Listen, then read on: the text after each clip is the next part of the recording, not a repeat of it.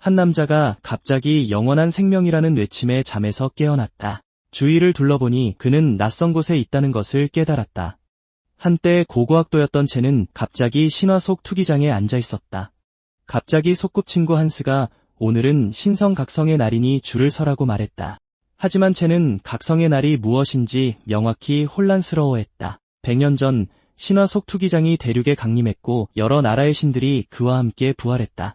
인간이 16세가 되면 각성의 돌을 사용하여 신을 소환할 수 있었다.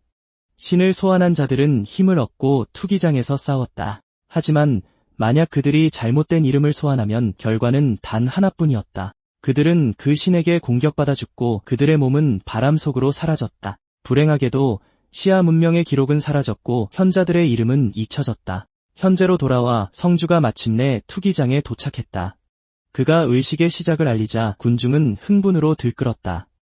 하지만 쟤는 소환 실패자들이 먼지로 변하기 때문에 이 세계를 위험하다고 보았다. 곧 한 소녀가 나타났고 한스는 그녀가 전국 시험에서 1등을 한 사람이라는 것을 알아보았다. 이 소녀는 야나였고 최고의 검객인 프레드의 딸이었다.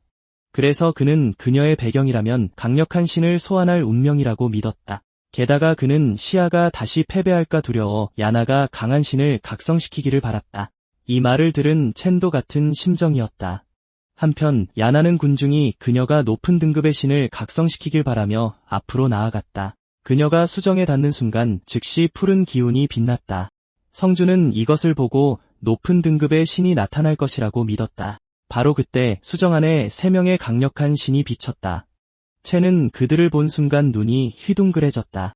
신들의 모습이 그의 전생에서 본 것과 똑같았기 때문에 그처럼 다른 사람들도 이 신성한 형상들을 보고 경악했다. 얼마 후 야나는 피로 물든 전투로 두려움의 대상인 죽음의 신을 불렀다. 그리고는 마침내 겸허하게 전쟁의 신 백장군의 강림을 요청했다.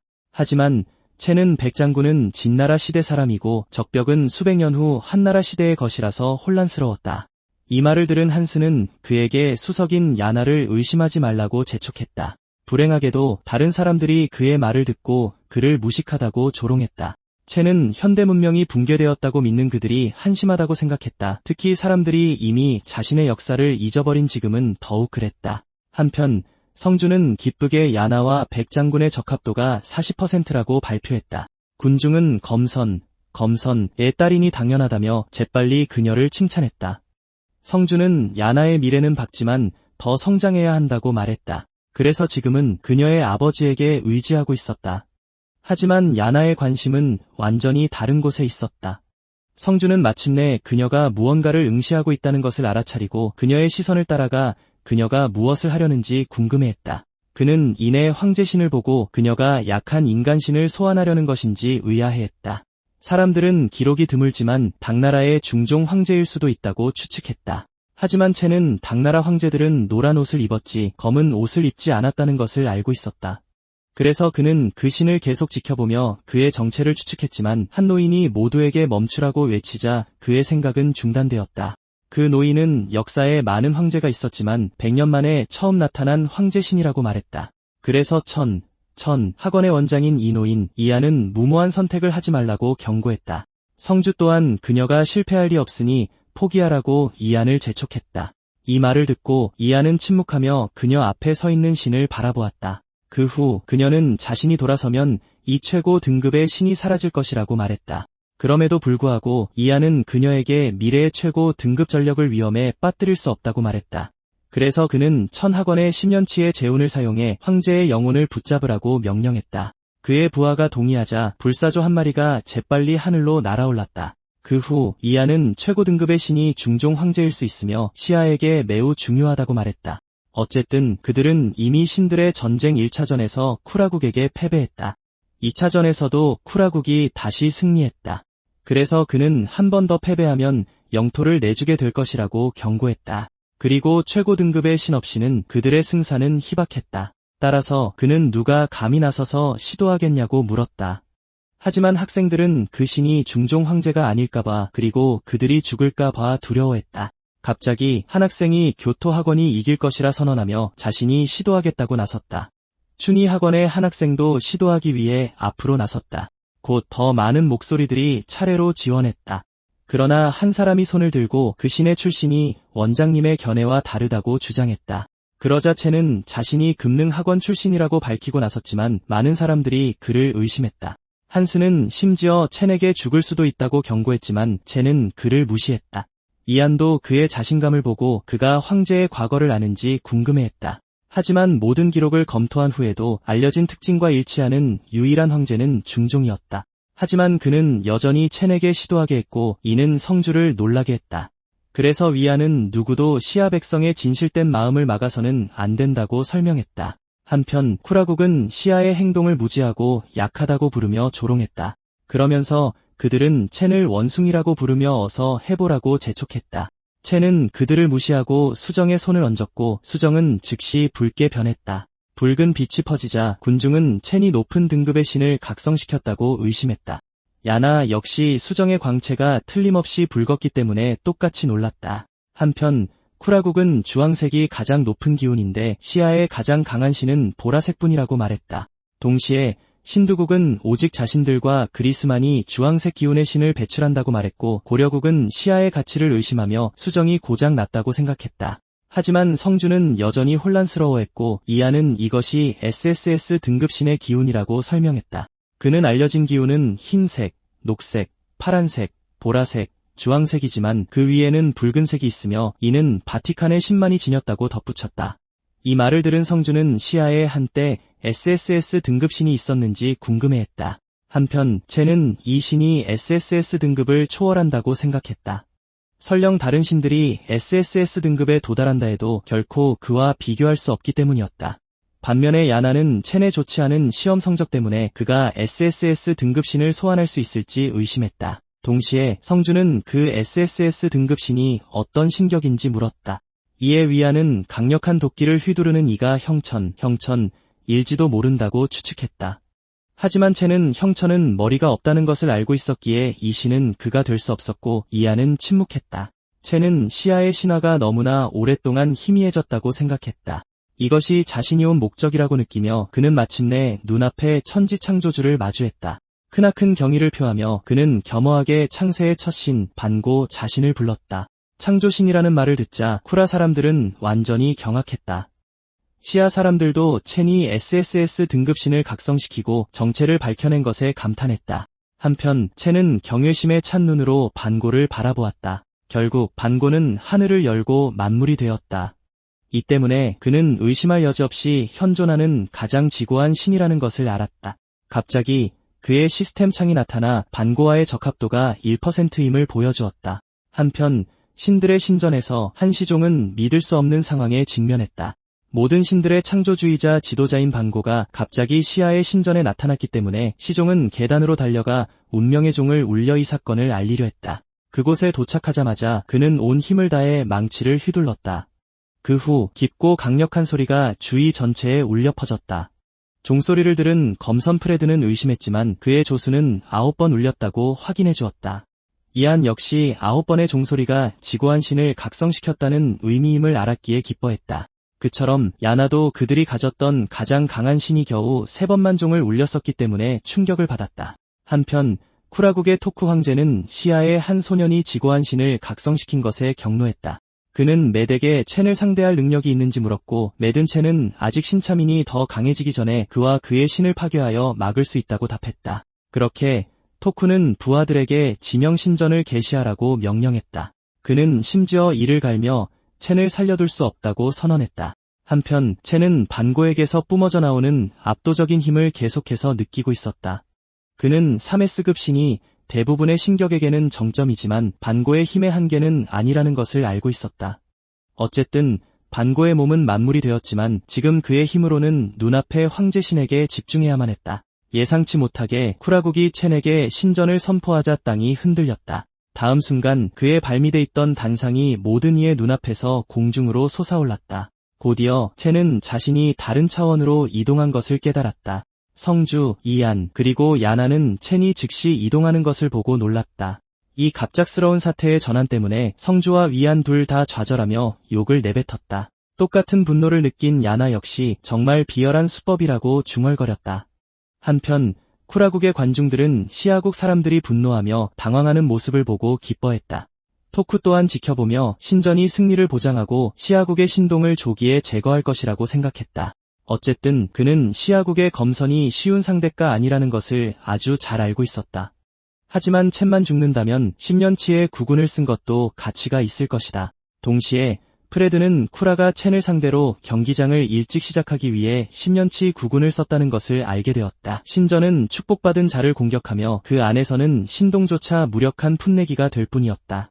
그의 조수 또한 그것이 쿠라가 신전이라는 명목으로 시아국의 신동을 노릴 수 있게 해준다고 말했다. 이 말을 들은 프레드는 이를 갈며 내년에는 쿠라를 짓밟아버리겠다고 맹세했다. 몇 분 후 첸은 신전이 과장되었다고 생각하는 맥과 마주했다. 그는 심지어 검선 프레드를 포함해 첸을 갈기갈기 찢어버릴 수 있다고 호언장담했다. 반면에 첸은 조용히 자신이 반고를 소환할 수는 없지만 황제신은 가능할 것이라고 생각했다. 하지만 맥은 그의 침묵을 두려움으로 오해하고 그가 용기를 잃었다고 생각했다. 하지만 더 자세히 들여다보았을 때 그는 깜짝 놀랐다. 첸은 사실 미소를 지으며 그의 뱀 대가리는 훌륭한 찌개가 될 것이라고 말했다. 맥은 이에 격분하여 첸의 목을 베어 자신의 신에게 먹이겠다고 맹세했다. 얼마 지나지 않아 비너스라는 이름의 사회자가 도착하여 쿠라가 이미 2경기를 이겼다고 발표했다. 그래서 만약 쿠라가 3번째 경기를 이기면 시아는 국민의 절반과 국군을 넘겨야만 한다. 한편 첸은 규칙을 읽고 승리는 생존을, 패배는 죽음을 의미한다는 것을 발견했다. 그래서 그는 맥에게 이 싸움은 이기는 것 이상이며 삶 그 자체라고 상기시켰지만 맥은 그저 거만하게 비웃을 뿐이었다. 잠시 후 비너스는 전투를 시작하기 위해 규칙을 이해했는지 물었고 둘 다 확인했다. 그 후 맥의 정보가 나타났는데 그는 S급이고 오로크는 SS급이었다. 다음은 첸이었는데 그의 등급은 알려지지 않았지만 각성한 신은 3S급 반고였다. 이것을 발표한 후 비너스는 3번째 경기를 선언하고 신들을 소환하라고 명령했다. 맥이 먼저 앞으로 나아가 신석에 손을 얹었다. 이것을 지켜보던 토쿠는 맥의 S급이 오라와 완벽하게 일치한다고 중얼거렸다. 오라가 나타나자 맥은 시아국의 신 2명을 죽인 후 이미 이겼다고 선언했다. 그 순간 첸 또한 소환을 시작했다. 하지만 성주와 위안은 그들이 본 것에 놀랐다.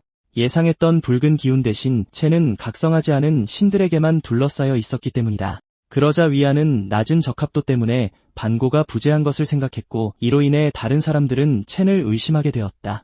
한편 첸은 결코 잊혀서는 안 될 황제를 응시했다. 그가 황제를 쳐다보는 것을 보고 다른 사람들은 그를 선택하는 것이 너무 위험하다고 두려워했다. 그래서 위안은 첸에게 종 황제일지도 모른다고 넌지시 말했고 야나는 주 황제라고 추측했다. 그러나 첸은 그들의 추측에 응답하지 않았다. 대신 그는 앞으로 나아가 천하를 정복한 진 황제를 불렀다.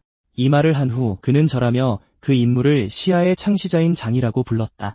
그가 이름을 말하는 순간 장의 몸이 찬란한 주황색 기운으로 빛났다. 그가 마침내 움직이자 경기장은 첸이 SS급 신을 불렀다는 것에 경악했다. 이것을 본 성주는 그들의 나라가 축복받았다고 기뻐했다. 하지만 이하는 장이 인간신이었기 때문에 불행한 일이라고 말했다. 일반적으로 인간신의 힘은 같은 등급의 마신보다 약하다고 여겨졌다. 이 때문에 그는 인간신이 머리 8 달린 뱀보다 열등하다고 판단했다. 전투가 시작되자 맥은 첸이 반고 대신 허약한 인간신을 소환했다며 조롱했다. 그는 심지어 크게 웃으며 인간신은 불멸자에 불과하다고 소리쳤다.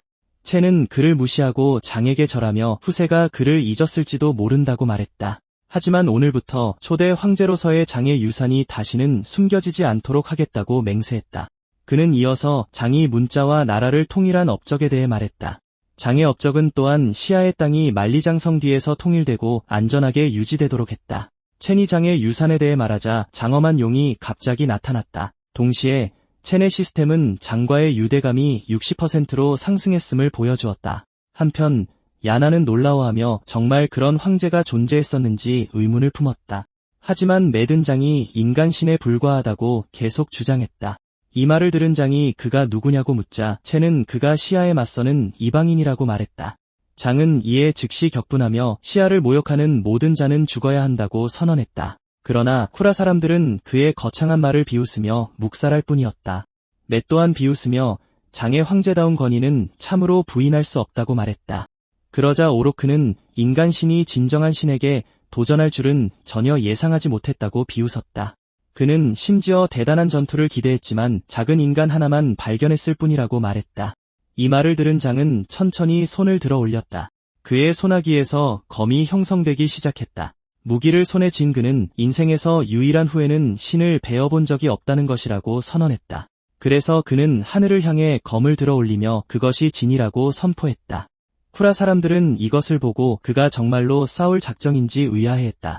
한편 스틱국의 관중들은 그것이 애처로워 보인다고 생각했다.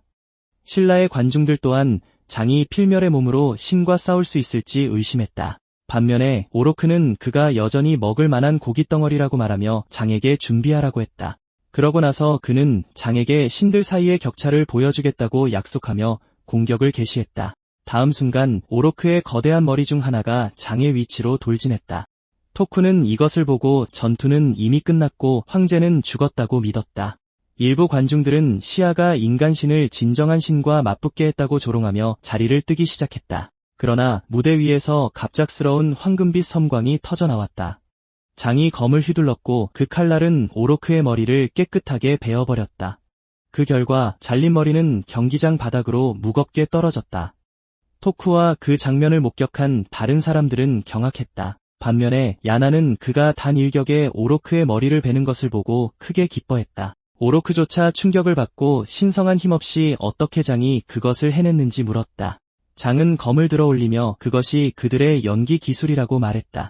그는 또한 그 기술이 시아의 수련자들에 의해 만들어졌으며 하늘에 도전하는 것이라고 설명했다. 이 말을 들은 위안은 시아의 선조들이 천지를 뒤흔드는 힘을 만들어냈다는 것에 깊이 충격받았다. 하지만 오로크는 그 기술을 조롱하며 장이 자신의 여러 머리 중 하나를 베었을 뿐이라고 말했다. 게다가 그의 몸은 수많은 팔다리를 재생할 수 있었고 그는 불멸이었다. 그래서 그는 그와 같은 일개 인간신이 어떻게 감히 자신을 막을 수 있겠냐고 물었다. 그는 심지어 필멸자들은 무릎 꿇어야 하며 장은 결코 환생하지 못할 것이라고 소리쳤다. 장은 패배는 자신의 백성을 배신하는 것이지만 자신은 패배를 겪어본 적이 없다고 답했다. 이 말은 오로크를 격분시켰고 그는 즉시 또 다른 공격을 개시했다. 장은 오로크의 또 다른 머리를 쳐서 잘라내는 것으로 응수했다. 하지만 잘린 머리는 빠르게 재생되었고 오로크는 그에게 포기하라고 재촉했다.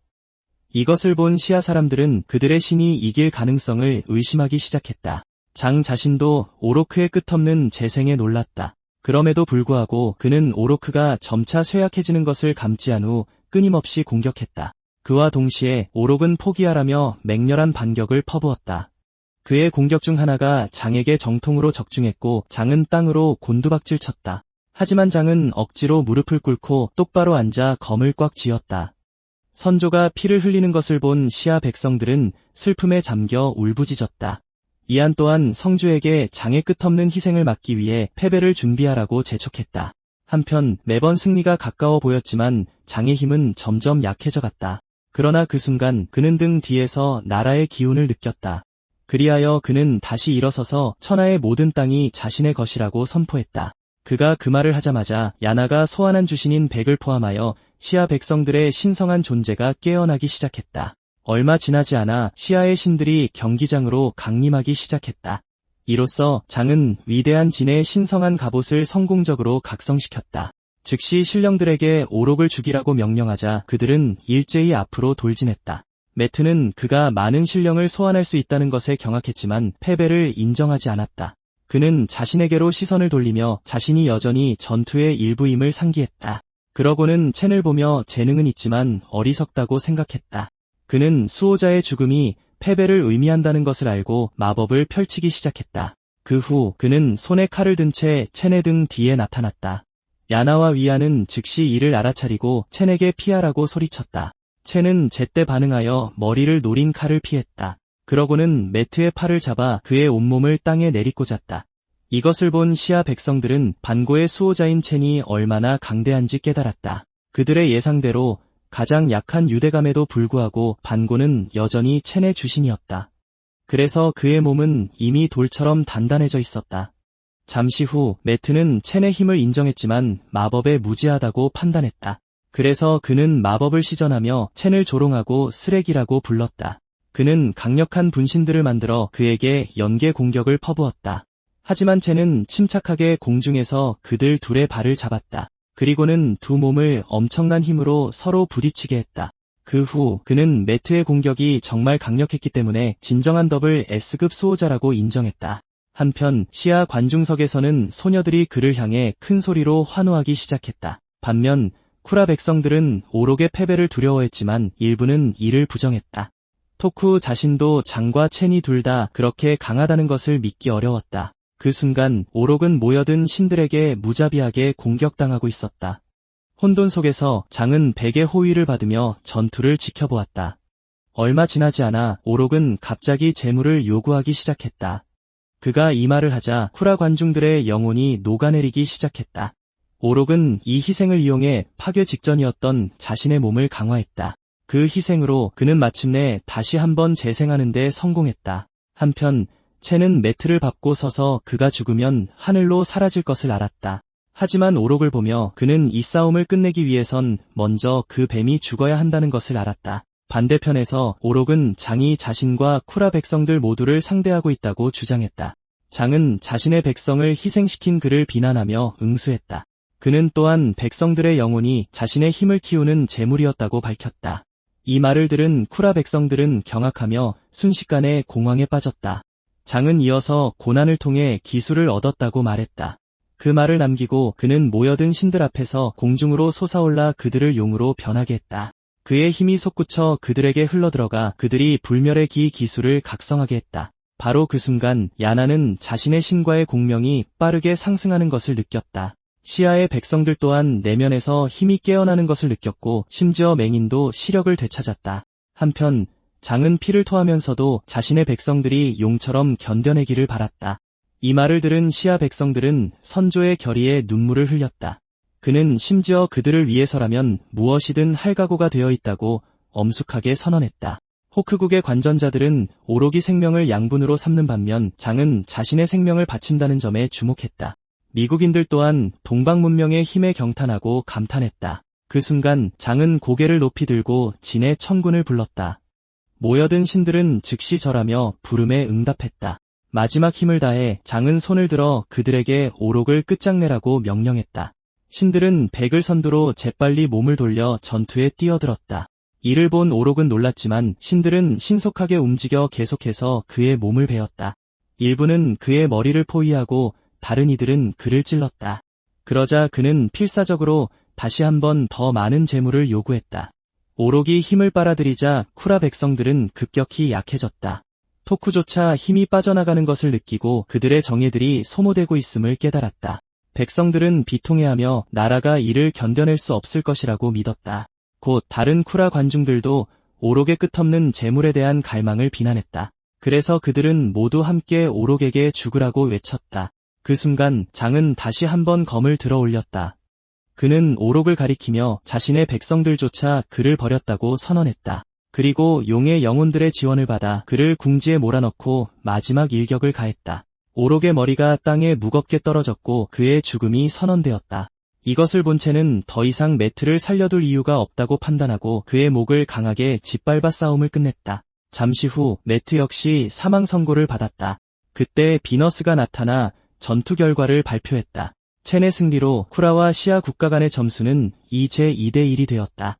시아의 백성들은 첸이 성공했다는 사실에 여전히 경악했다. 장이 신을 이기는 것을 본 위안도 충격을 받았고 성주는 첸의 승리를 기렸다. 하지만 그들의 순간은 비너스가 다음 전투 전 잠시 휴식을 선포하면서 끝이 났다. 한편 장은 경기장에 조용히 서 있었지만 숨을 거칠게 몰아쉬며 지쳐있는 것이 분명했다. 시아 백성들은 이를 알아차리고 그가 왜 그렇게 약해 보이는지 걱정했다. 이안은 그것이 장을 믿는 신도가 거의 남아있지 않기 때문이라고 설명했다. 그 때문에 전투는 그에게 큰 상처를 입혔다. 첸 또한 장의 형체가 희미해지는 것을 보고 그를 확인하기 위해 달려갔다. 장은 더 이상 싸울 수 없을지도 모르지만 나누고 싶은 꿈이 있다고 말했다. 그의 몸이 재로 변해가는 동안 그는 모든 생명이 평화롭게 살기를 바란다는 소망을 선언했다. 이안은 신들이 추종자들에게서 힘을 얻는데 장은 거의 없는 상태에서 모든 것을 바쳤다고 생각했다. 이 말을 들은 다른 이들은 선조를 무시했음을 인정했지만 시스템은 첸에게 그에 대한 믿음이 커지면 장을 다시 소환할 수 있다고 알려주었다. 첸은 이 사실에 분명히 놀랐다. 그는 또한 장을 부르는 것이 그들의 공명을 높이고 반고와의 유대감을 강화한다는 것을 발견했다. 따라서 그는 더 많은 신성 소환이 언젠가 반고를 부를 힘을 줄지도 모른다고 깨달았지만 먼저 다른 사람들에게 장이 다시 존경받게 되면 돌아올 것이라고 확신시켰다. 군중은 크게 기뻐했고 위안은 장의 업적을 역사에 기록하라고 명했다. 동시에 프레드가 마침내 도착하여 오록을 물리친 첸을 칭찬했다. 그러나 그의 비서가 갑자기 자신의 피를 이용해 신성한 경기장을 활성화했다. 시스템은 쿠라의 메리가 그에게 결투를 신청했다고 선언했다. 이 말을 들은 프레드는 그녀가 줄곧 쿠라의 스파이였다는 사실에 충격을 받았지만 그녀는 그저 자신을 죽일 이 기회를 10년 동안 기다려왔다고 차분하게 설명했다. 그렇게 말하며 그녀는 시아가 쿠라의 것이 될 것이라고 선언했다. 프레드는 검을 뽑아 들고 이것은 그녀의 잘못이라고 말했다. 한편 리안의 부하가 그에게 상황을 보고했다. 그는 프레드가 경기장에 도착할 수 없으므로 대체자가 필요하다고 알렸다. 이 소식을 듣고 그들은 쿠라의 치졸함을 비난했지만 프레드의 부재는 그들을 위기에 빠뜨렸다. 오록에게 2명의 고수가 살해당했기에 프레드 혼자서 쿠라에 대한 승리의 희망을 지켜왔기 때문이다. 하지만 위안은 4번째 전투가 곧 시작될 것을 알았기에 첸이 지난 전투로 지쳤을 것이라 믿고 다음 싸움에 나서기로 했습니다. 하지만 첸은 즉시 거절했습니다. 그는 자신이 이길 것이라고 단호하게 선언하며 위안에게 자신을 보내달라고 요청했습니다. 이 말을 들은 위안은 그에게 무리하지 말라고 엄하게 명했습니다. 한스도 계속하지 말라고 경고했고 야나는 위안이 이길 가능성이 높다고 주장했습니다. 하지만 그는 그저 몸을 돌려 그들을 바라보았습니다. 그러자 그는 꿈에 대해 이야기하기 시작했고 갑자기 그들 아래에서 불꽃이 일었습니다. 불꽃은 천천히 일행 주위를 맴돌았고 모두를 경탄하게 만들었습니다. 첸은 꿈에서 자신을 위로해준 고대 신을 만났다고 말을 이어갔습니다. 그리고 마침내 깨어났을 때 그는 시아에 숨겨진 유산을 계승하게 되었습니다. 이 말을 듣고 모두가 놀란 기색이 역력했습니다. 하지만 위안은 삶의 도를 깨우친 루이와 불멸에 이른 승려를 떠올렸습니다. 그래서 그는 그 길이 파악될 수 있다는 것을 알았고 이는 첸이 잊혀진 신들을 아는 이유를 설명해 주었습니다. 그렇게 말하고는 첸을 바라보며 침묵했지만 여전히 첸에게 자신이 더 많은 경험을 가지고 있다고 상기시켰습니다. 성주 또한 그가 자신을 희생할 필요는 없다고 동의했습니다. 하지만 그는 갑자기 고개를 들어 이안 뒤에 있는 봉황신을 불렀습니다. 이안은 첸이 자신의 신과 연결된 불타는 봉황을 깨웠다는 사실에 충격을 받아 고개를 들었습니다. 다른 이들 또한 첸의 말 한마디에 위안의 고대 봉황이 되살아나는 것을 믿을 수 없다는 듯이 쳐다보았습니다. 다시 한번 그들은 첸이 그토록 많은 숨겨진 신화를 알고 있는 듯한 모습에 경악했습니다. 이 때문에 위안은 마침내 동의하고 첸에게 전투 전에 쉬라고 말했습니다. 하지만 첸의 관심은 곧 야나에게로 향했습니다. 그는 그의 명성이 대대로 전해질 백장군을 부르기 시작했습니다. 그가 6왕국을 휩쓴 백장군을 떠올리자 야나의 등 뒤에서 백의 영혼이 솟아올랐습니다. 이를 마친 후 그는 조용히 물러났고 야나는 그의 뒷모습을 지켜보았습니다. 모두들 그의 능력이 수명을 단축시킬 것이라 생각하면서도 첸의 능력에 감탄했습니다. 그들의 눈에는 첸이 자신의 목숨으로 시아 국가의 미래를 밝히고 있었기 때문입니다. 잠시 후 경기장에서 비너스가 시아와 쿠라에 다가오는 전투를 알렸습니다. 그녀는 또한 선수들이 정해졌으며 그들의 정보가 나타날 것이라고 발표했습니다. 첸의 프로필이 나타나자 그녀는 그가 다시 시아를 대표할 것이라고 발표했습니다. 그 후 그녀는 쿠라국의 모모를 소개했고 모모는 재빨리 첸에게 허리 숙여 인사했습니다. 한편 쿠라 측 관중석에서는 첸을 또다시 내보낸 시아국을 조롱했습니다. 토쿠 또한 자신의 첩자가 행동에 나섰고 쿠라의 신이 요술로 유명했기 때문에 자신감을 느꼈습니다. 그래서 모모가 그들을 대표하는 한 그는 시아가 패배할 것이라고 확신했습니다. 그 순간 모모는 경기장에 차분하게 서 있었습니다. 시아의 많은 남자들은 그녀가 얼마나 아름다운지 인정하지 않을 수 없었습니다. 하지만 이 수호자가 알려지지 않았기에 위안의 우려는 깊어졌습니다. 잠시 후 모모는 소환석에 손을 얹어 자신의 신을 불렀습니다. 그녀가 그렇게 하자마자 50초부터 카운트다운이 시작되었습니다. 모모가 자신의 신을 선택하는 동안 관중들은 첸이 아직 소환하지 않았다는 것을 알아차렸습니다. 그래서 그들은 1분밖에 남지 않았다고 외치며 그에게 빨리 소환하라고 재촉했습니다. 바로 그때 모모의 신이 마침내 나타났습니다. 그것은 다름 아닌 타마 자신이었습니다. 타마가 나타나자 이글국의 관중들은 그녀의 신성한 아름다움에 넋을 잃었습니다. 신두국 사람들 또한 마음이 설렜지만 시아의 시민들은 그녀를 잘 몰랐고 첸이 집중하기를 바랐습니다. 하지만 첸은 그저 차분하게 미소 지을 뿐이었습니다. 결국 그는 쿠라의 세마신 중 우두머리인 타마를 예상하고 있었습니다. 그리고 이미 그녀의 정체를 알고 있었기에 기다릴 이유가 없다고 보고 앞으로 나아가 수정에 손을 얹었습니다. 모모와 타마는 그의 수정이 푸른 기운으로 빛나는 것을 지켜보았습니다. 소환이 끝나자 그는 뒤돌아서 자신의 신을 보았습니다. 그의 앞에는 1000개의 원수 커트가 서 있었습니다. 성주는 그가 마신을 소환하는 것을 보고 경악했습니다. 한스는 첸에게 그의 신들은 인간형이라고 상기시켰고 야나는 그의 주신이 소환을 통제한다고 덧붙였습니다. 그래서 만약 누군가 다른 유형을 소환하려 한다면 그 결과는 죽음일 것입니다. 경고에도 불구하고 첸은 그의 앞에 있는 신을 향해 절하며 그를 환영했습니다. 쿠라 관중들은 첸이 과거의 마신 소환사들처럼 파멸할 것이라고 생각했습니다. 토쿠 또한 그 마신이 그의 마지막 수단이라고 생각했습니다. 하지만 그들 앞에 서 있던 돼지는 갑자기 인간으로 변했습니다. 쿠라 관중들은 그 광경에 즉시 혼란스러워했습니다. 반대편에서는 시아가 환호하는 동안 이안은 판구의 힘이 인간 신들을 능가하는지 숙고했고 판구는 상상보다 더 심오하다고 말했습니다. 한편 토쿠는 커트가 여전히 인간이며 타마의 유혹에 굴복할 운명이라고 생각했습니다. 그 순간 커트는 완전히 깨어나 경기장 안에 나타났습니다. 그는 심지어 관중들의 소리를 듣고 무슨 일이냐고 물었습니다. 첸은 시아가 공격받고 있는 국가 간의 신성한 경쟁이라고 설명했습니다. 그래서 그는 허리를 굽혀 커트에게 다른 나라의 신들에 맞서 도와달라고 간청했습니다. 하지만 커트는 손에 든 갈퀴를 무심하게 줄이며 싸우는 것을 싫어한다고 말했습니다. 그는 또한 시아의 적들을 걱정하기보다는 첸과 함께 시간을 보내고 싶다고 덧붙이고는 몸을 돌려 걸어가기 시작했습니다. 첸은 그가 전혀 관심 없어 보였음에도 다시 그를 불렀지만 첸이 여전히 첸을 만나고 싶냐고 묻자 그는 얼어붙었습니다.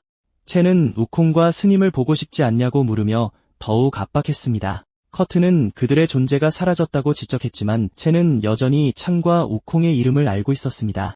그러자 첸은 그들을 알 뿐만 아니라 소환할 수도 있다고 대답했습니다.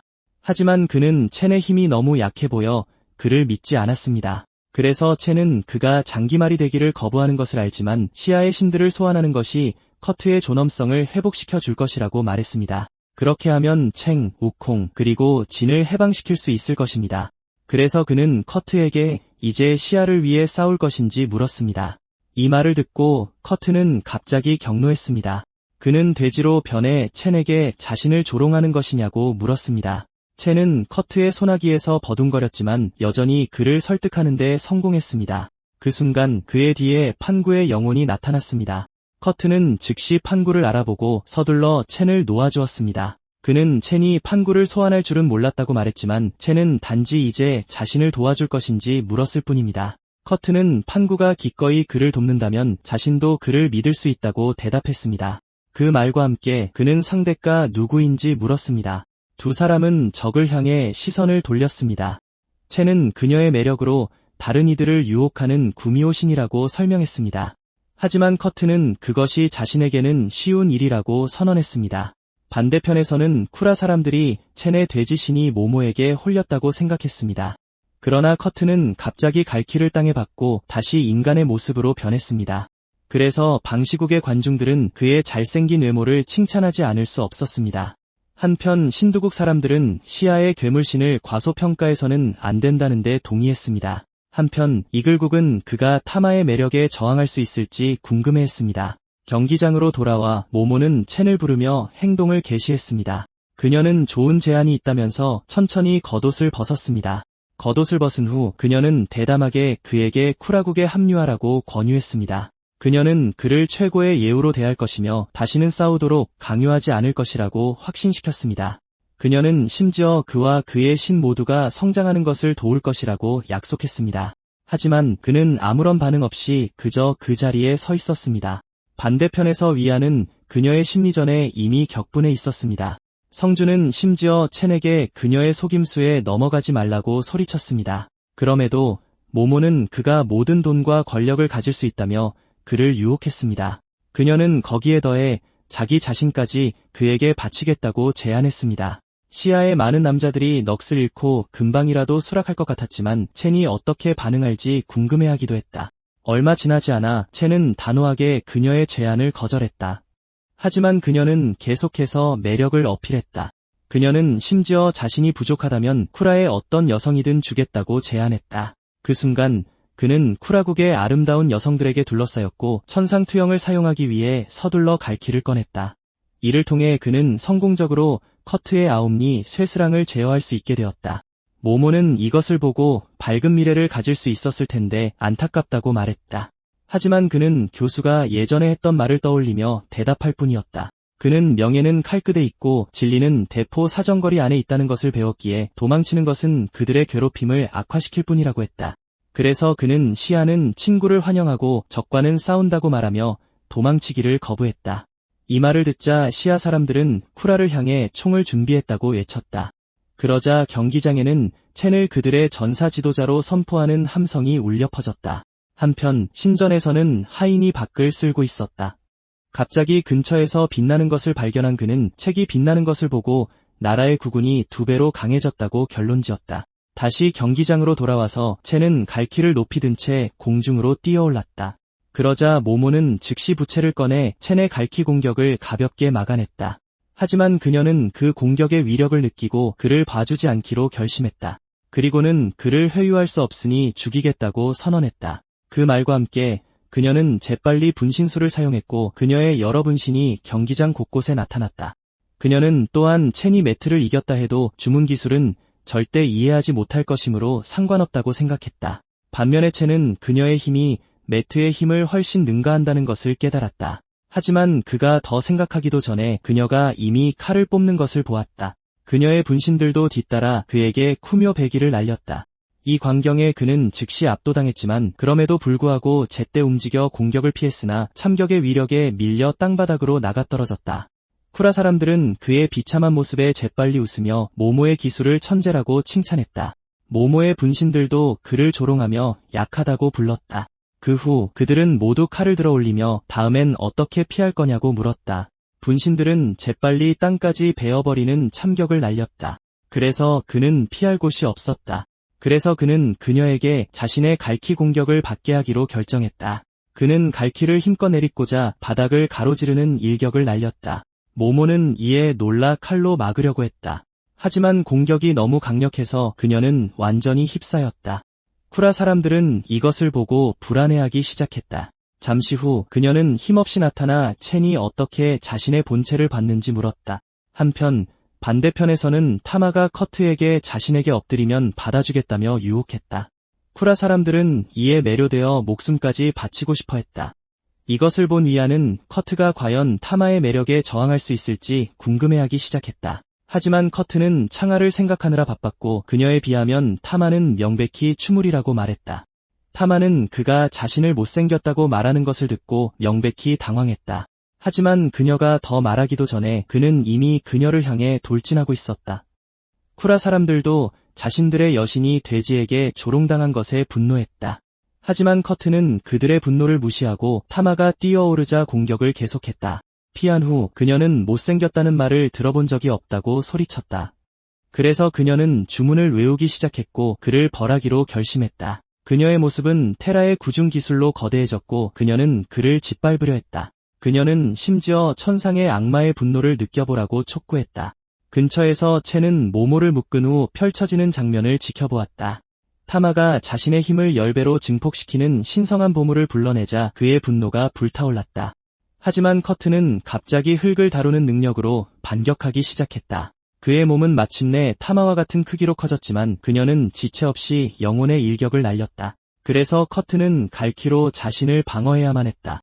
그는 들어오는 공격을 막기 위해 갈퀴를 원을 그리며 돌렸다. 그는 심지어 그녀에게 반격하는 데 성공했다. 첸은 더블 S급 신인 커트가 트리플 S급 타마를 억누를 수 있다는 것에 경탄했다. 이어서 그는 자신의 상태와 모모의 상태를 비교하며 진정한 힘은 각성 레벨을 초월한다는 것을 깨달았다. 잠시 후 타마의 입가에 피가 묻었다. 이것은 그녀를 더욱 분노하게 만들었고 그녀는 힘을 모으기 시작했다. 그녀는 손을 들어 올렸고 그녀의 힘이 공중에 넘쳐 흘렀다. 갑자기 하늘이 어두워지는 것을 보고 시아 사람들은 무슨 일이 일어나고 있는지 궁금해했지만 타마는 이미 여러 개의 불덩이를 만들어내고 커트에게 죽으라고 소리쳤다. 명령과 함께 그녀는 불타는 여우불을 그를 향해 쏟아부었다. 불덩이들은 커트가 서 있던 곳을 직접 강타하여 그가 피할 곳이 없게 만들었다. 다음 순간 그는 공격에 휩싸였다. 그래서 위안과 다른 사람들은 걱정하며 이를 악물었다. 하지만 커트는 물을 부르며 손을 들어 올리는 모습으로 나타났다. 그의 움직임과 함께 그 존재가 내려오자 불길이 물러났다. 두 명의 영혼신이 경기장 위에 나타나 타마 앞에 땅에 번개를 내리쳤다. 폭발을 본 모모는 걱정스럽게 타마 쪽을 바라보았다. 하지만 타마는 무사히 서 있었고 그녀 아래의 땅만 갈라져 있었다. 그럼에도 불구하고 그녀는 점점 커지는 불안감을 떨칠 수 없었다. 갑자기 하늘에 물이 모이기 시작했고 커트는 곧 그 물에 둘러싸였다. 이것을 본 그녀는 재빨리 그 물이 어디서 왔는지 물었다. 그는 천상의 은하수에서 왔다고 담담하게 대답했다. 그가 말하는 동안 물은 계속해서 그의 몸 주위를 흐르고 소용돌이쳤다. 더 이상 시간을 낭비하지 않고 그는 바람과 함께 움직이며 그녀를 향해 돌진했다. 쿠라 사람들은 초조하게 지켜보며 기도를 시작했고 그동안 커트는 앞으로 나아가며 강력한 내려치기로 쇠스랑을 휘둘렀다. 이에 대응하여 타마는 자신의 테라 기술을 사용해 막으려 했다. 그들의 강력한 기술이 격렬하게 충돌했다. 하지만 커트의 쇠스랑은 그녀의 방패를 꿰뚫었고 방패가 그녀 앞에서 산산조각 나는 데는 오래 걸리지 않았다. 그녀는 방패 조각이 바닥에 흩어지면서 비틀거리며 뒤로 물러섰다. 시아 사람들은 이것을 보고 그녀의 가장 위대한 보물을 부순 커트를 칭송했다. 반대로 쿠라국은 완전한 침묵에 빠졌다. 다시 경기장으로 돌아와 커트는 공격을 계속하며 쇠스랑을 한 번 더 휘둘렀지만 공격은 그녀의 몸을 그대로 통과해버렸다. 그는 이것에 명백히 혼란스러워했다. 하지만 그녀의 몸이 사라지자 그녀의 진짜 모습이 근처에 나타났다. 그녀는 그가 자신보다 더 강하고 능숙하다는 것을 깨닫기 시작했다. 이 때문에 그녀는 첸을 힐끗 쳐다볼 수밖에 없었다.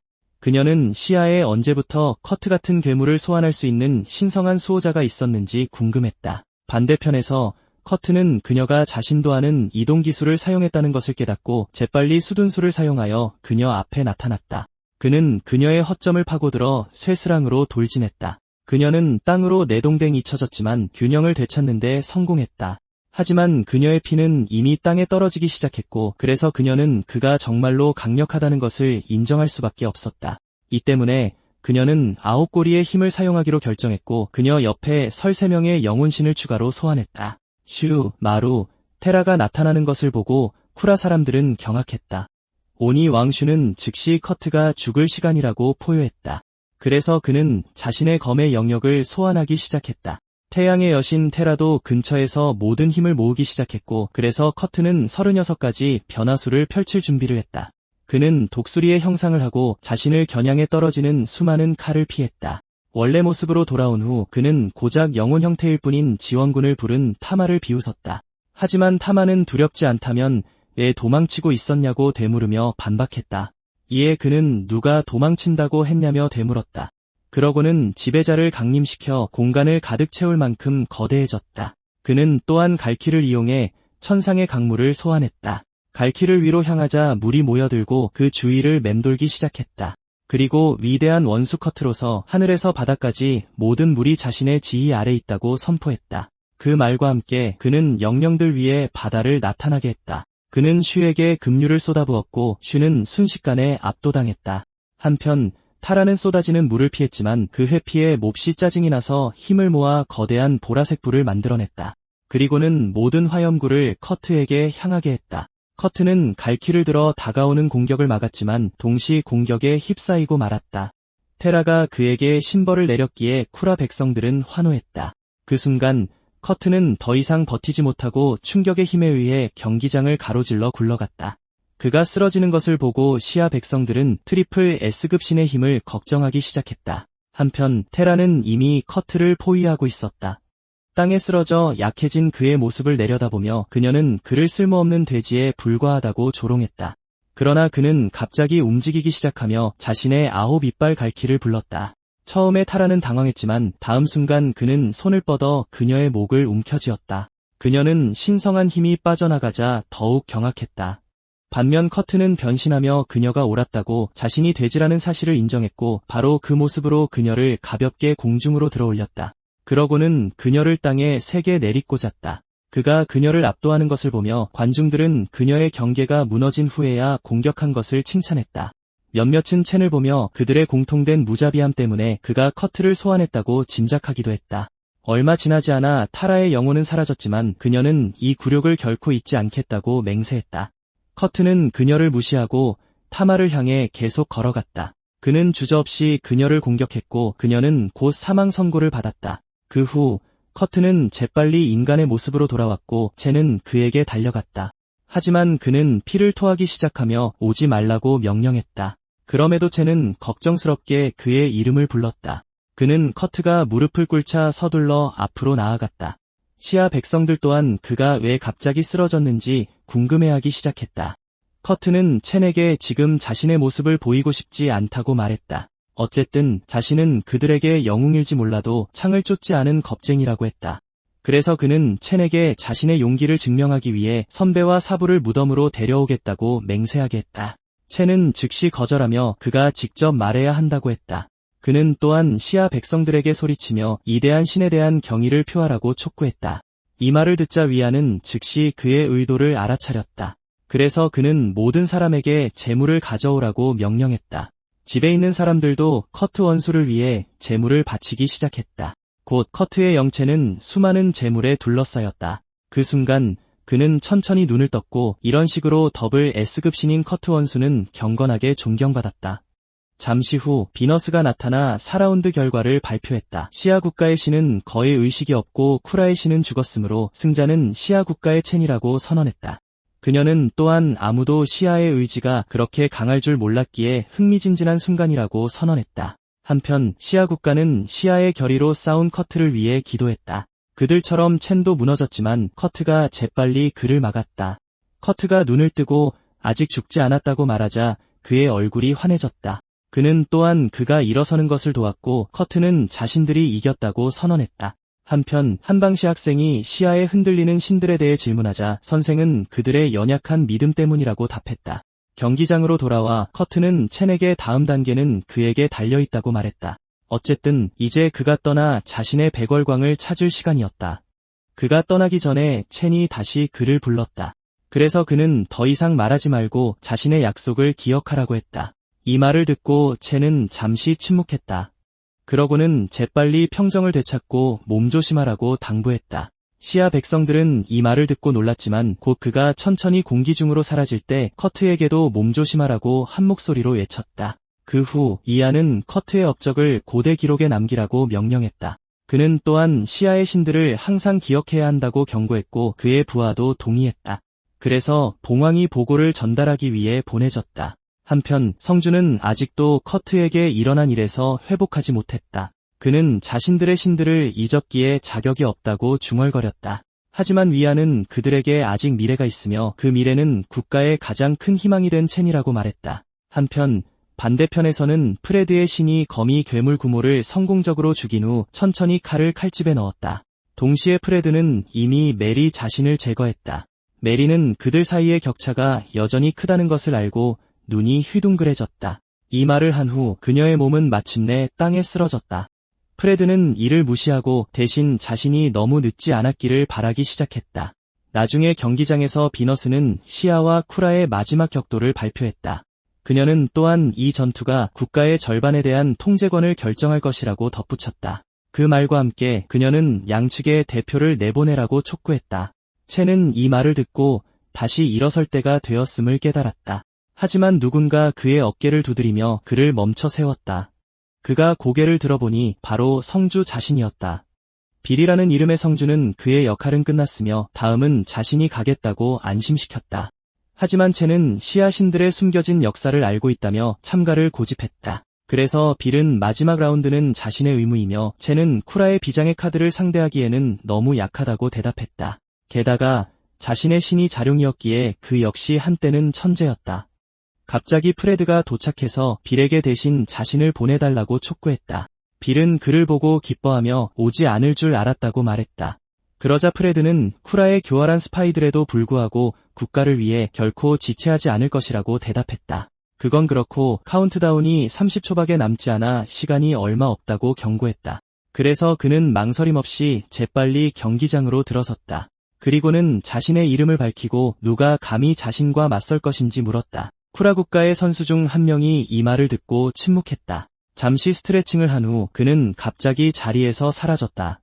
다음 순간 그는 경기장에 나타나 자신을 유타라고 소개했다. 쿠라 관중들은 그를 보고 이번 라운드는 이길 것이라고 선언했고 시아 관중들은 유타가 신동으로 알려져 있었기 때문에 희망을 잃기 시작했다.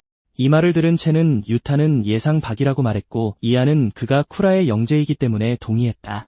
그는 심지어 보기 드문 천재이자 더블 S급 신의 선택을 받은 자로 칭송받았다. 유타를 보면서 그는 18살의 준과 그의 바다용을 죽였다고 밝혔다. 9년 전 동의 바다에서 유타는 준을 죽인 후 용의 힘줄 위에 서 있었다. 그는 심지어 용의 일부가 여동생의 활에 이상적이라고 생각하여 용에게서 그것을 뽑아내기 위해 최선을 다했다. 그가 성공적으로 그것을 차지하자 용은 마침내 천둥치는 하늘 아래서 죽었다. 이하는 또한 유타의 신이 최고신이며 그들의 연결고리는 80%라고 언급했다. 이 말을 들은 첸은 프레드가 진다면 신성한 결투에서 유타와 싸우기로 결심했다. 한편 경기장에서 유타는 시아의 불멸의 검객에 대해 오래전부터 알고 있었다고 언급했지만 프레드는 칼을 뽑아 그에게 겨누며 더 이상 말이 필요 없다는 듯이 응수했다. 결국 유타가 바다용신을 죽인 후 가뭄이 들었고 그 결과 온 땅에 굶주림이 퍼졌다. 그는 심지어 물을 달라고 힘겹게 말하는 아이와 아이에게 마시게 하기 위해 속수무책으로 울면서 기다리라고 말하는 어머니를 떠올렸다. 그래서 프레드는 계속해서 그에게 칼을 겨눴다. 그는 이를 갈며 오늘 반드시 죽어야 한다고 선언했다. 하지만 유타는 새 신의 선택을 받은 자에게 쓰러지는 것을 영광으로 여겨야 한다고 자랑했다. 그는 또한 그것이 자기 누이의 명령이며 굶주린 대중은 쿠라 아래에서 명예를 얻을 것이라고 말했다. 이 말을 들은 시아 국민들은 자신들을 기근에 빠뜨린 유타와 그의 나라를 저주했습니다. 한편 첸은 유타의 증오를 알아차리고 약소국에는 외교가 없다는 위안의 주장을 확인했습니다. 그래서 그는 시아가 존엄을 되찾을 수 있도록 그들을 짓밟겠다고 맹세했습니다. 얼마 지나지 않아 비너스는 라인업을 확인하고 그들의 데이터를 공개했습니다. 유타는 더블 S급 가디언으로 그의 신순호는 트리플 S급 신으로 기록되었습니다. 이에 비해 프레드는 S급 가디언이었고 그의 신디아는 더블 S급이었습니다. 이를 지켜보던 매의 왕은 만약 시아가 패배하면 그 나라를 집어삼키기 위해 전쟁을 선포하라고 명령했습니다. 로단의 지도자 또한 잃어버린 보물을 되찾기 위해 시아를 공격할 준비를 했습니다. 동시에 신두의 지도자는 유타가 이길 것이라 믿고 시아를 시바신에게 제물로 바칠 계획이니 유폴에게 알리라고 부관에게 말했습니다. 경기장으로 돌아와 유타는 소환할 신을 선택하기 시작했습니다. 얼마 지나지 않아 그는 자신의 주신인 수노를 선택했습니다. 쿠라 국민들은 즉시 환호성을 터뜨렸고 시아를 파괴할 수 있을 것이라 확신했습니다. 반대편에서 첸은 이것이 잔혹한 전투가 될 것이라는 이안의 말을 들었습니다. 한편 프레드는 이미 자신의 주신인 리안을 소환했습니다. 양측이 준비를 마치자 비너스는 마침내 마지막 전투의 시작을 알렸습니다. 신호를 듣자마자 리안은 태연하게 표주박으로 술을 한 모금 마셨습니다. 그러고는 이 순간이 얼마나 짜릿한지 감탄했습니다. 그는 또한 꽃들 사이에 술 한 병이 놓여 있지만 나눌 친구가 없다고 을조렸습니다.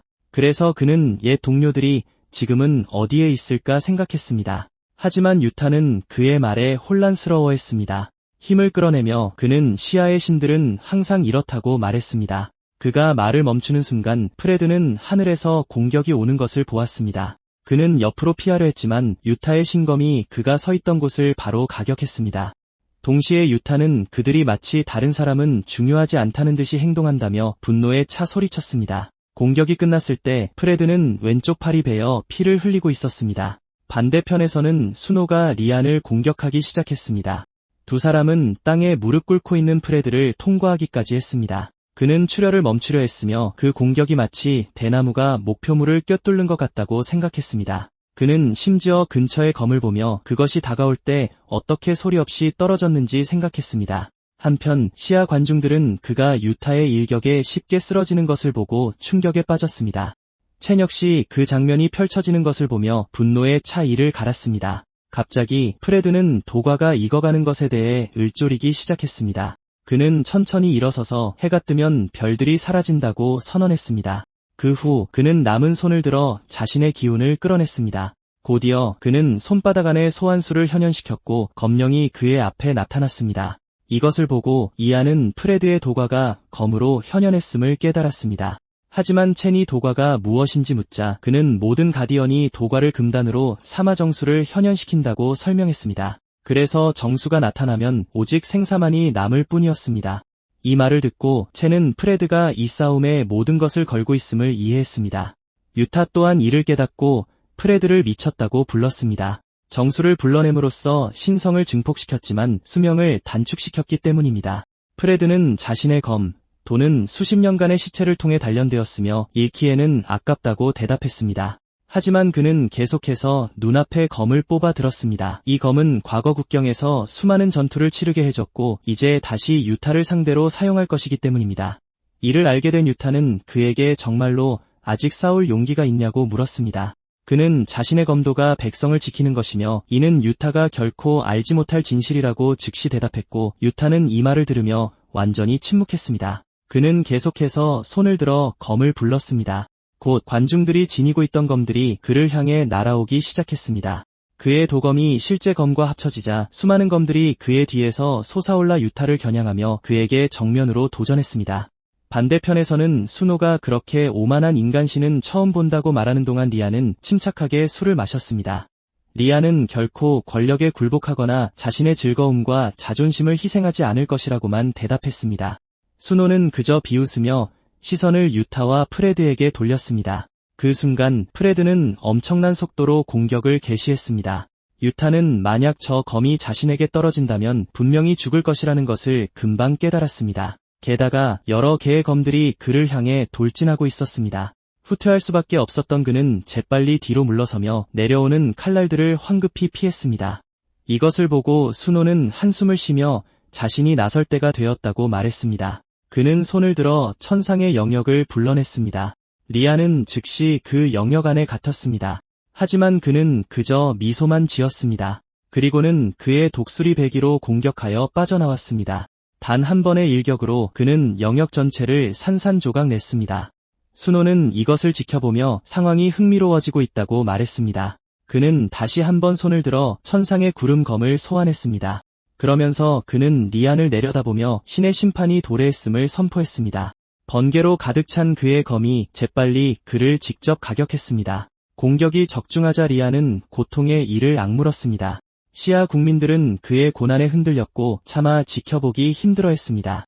리안이 계속해서 번개를 맞는 동안 다른 나라의 지도자들은 함께 모여 그 장면을 지켜보았습니다. 신두의 고위 관리는 결과는 정해졌으니 시아의 땅을 나눌 때라고 말했습니다. 그는 지도를 보여주며 쿠로가 시아의 땅과 국민 절반을 차지할 것이라고 설명했습니다. 이 말을 듣고 토쿠는 의미심장한 미소를 지었습니다.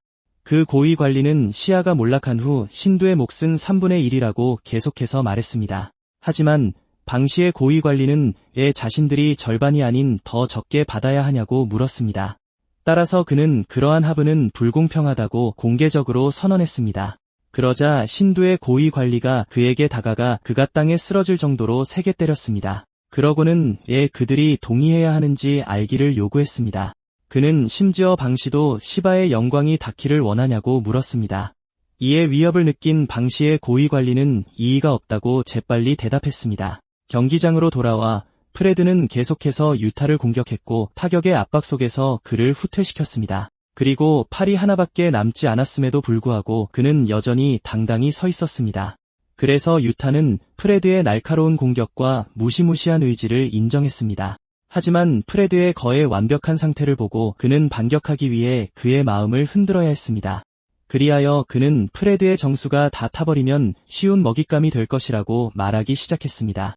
그래서 그는 쿠라에 합류하여 국보로 대우받으라고 그를 초대했습니다. 이 말을 듣고 프레드는 그것이 정말 유타의 진심인지 물었습니다. 유타는 미소를 지으며 재빨리 그렇다고 확인했습니다. 하지만 그가 더 말을 하기도 전에 프레드가 그를 향해 돌진했습니다. 갑작스러운 움직임에 그는 방심했고 검을 들어 올릴 수밖에 없었습니다. 그 결과 그는 압도적인 공격을 막기 위해 고군분투했습니다. 동시에 프레드는 그의 눈에서 두려움이 보이는데도 결과는 이미 정해졌다고 계속 말한다고 그에게 말했습니다. 그러고 나서 그는 리안의 방향으로 이를 쳐다보았습니다. 리안은 깨어있기 위해 고통을 견디며 적의 얼굴을 찢어버리려 했습니다. 하지만 순호는 차가운 경멸의 눈빛으로 그를 계속 내려다보았습니다. 한편 토쿠는 리안의 인내력을 지켜보았지만 그가 오래 버티지 못할 것을 알고 있었습니다. 경기장으로 돌아와 유타는 프레드의 신들이 처형자신 순호에게는 상대가 되지 않는다고 소리쳤습니다. 하지만 프레드는 존경을 요구하고 수백만 명을 지배하는 신들이 과연 정말로 순수한지 물었습니다. 그런 생각과 함께 그는 그들이 진정으로 어떤 신성한 광채를 지녔는지 의문을 제기했습니다. 시아의 군인들과 백성들의 고통이 그의 기억 속에 남아있었고 모든 인간은 자유롭기에 신들은 그들을 내려다볼 권리가 없었기 때문입니다. 이 말을 듣고 채는 더 이상 침묵을 지킬 수 없었습니다. 그는 인생을 충만하게 살고 결코 술잔을 비우지 말라는 시를 읊었습니다. 사람들은 그의 말을 듣고 함께 낭송하기 시작했다. 머지않아 시 읊은 소리가 리안의 귀에 닿았다. 그 말에 마음속 깊은 곳에서 무언가 끓어오르는 것을 느끼며 그는 표주박으로 손을 뻗었다. 그는 그 기운을 느끼고 다시 표주박에 술을 마셨다. 그 순간 자신을 내리치던 번개가 약해지기 시작한 것을 알아차렸다. 리안이 마침내 정신을 차리자 쿠라 사람들은 그가 시련에서 벗어난 것에 경악했다. 이를 알고 오랫동안 손대지 않았던 자신의 검을 잡았다. 그리고 인간을 보호하고 리안에게 자신의 검술을 보여주겠다고 다짐하며 앞으로 나아갔다. 그의 번개 공격이 리안을 향해 빠르게 내리쳤고 리안은 검을 방패처럼 들어 올렸다. 그 순간 스노는 자신의 청검으로 오로치를 물리쳤던 일을 떠올렸는데 그로 인해 야마토 검술이 탄생했다. 그리고 바로 이 검으로 헤라의 악신들을 베었다고 선언했다. 리안은 그 말을 들으며 스노의 일격이 가진 힘을 즉시 느꼈다. 그 힘에 밀려 그는 땅으로 밀려나기까지 했다. 전투를 지켜보던 쿠라 사람들은 리안이 이미 한계에 도달했다고 믿었다. 스노 또한 리안의 기술이 유치하다며 내 빠른 끝을 피하는지 모르겠다고 조롱했다. 동시에 유타는 프레드의 필살기가 자신의 방어를 뚫지 못했다고 주장하며 자신의 번개로 단련된 갑옷이 프레드의 쇠약해진 힘보다 오래갈 것이라고 자랑했다. 그러자 프레드는 검 하나가 부족하다면 다른 검을 쓰겠다고 말했다. 그는 또한 10,000개의 검이 실패하면 10,000,000개의 검이 뒤따를 것이라고 맹세했다. 앞길이 험난하더라도 계속해서 나아갈 것이기 때문이었다. 더 이상 기다리지 않고 그는 다시 유타를 향해 돌진했다. 전장 반대편에서는 스노와 리안이 격돌했다. 스노가 소리치자 그의 기술이 헤라에 울려 퍼졌기에 그는 검을 뽑을 자격이 없다고 했다. 리안은 그의 말을 무시하고 표주박을 들어 다시 마셨다. 스노는 그 순간을 포착하고 그를 향해 돌진했다. 하지만 그가 그 자리에 도착했을 때 리안은 이미 없었다. 그는 혼란스러워하며 재빨리 위를 쳐다보았다. 그곳에서 그는 리안이 공중에 떠서 길을 모으고 있는 것을 보았다. 곧이어 그는 여러 자루의 검을 나타나게 하여 스노에게 겨눴다. 그는 심지어 그 검에 아름다운 이름이 있다며 청년검이라 불렀다. 스노는 번개를 소환하며 내려오는 검들을 피하려고 했다. 이 힘으로 그는 날아오는 검들을 막아낼 수 있었다. 시야 관중들은 그 공격을 견뎌낸 스노가 무적인지 의심하기 시작했다. 이안 또한 리안이 자신의 최대 기술을 드러냈기에 상황이 심각하다는 것을 알았다. 그래서 그에게는 더 이상 희망이 없는 것처럼 보였다.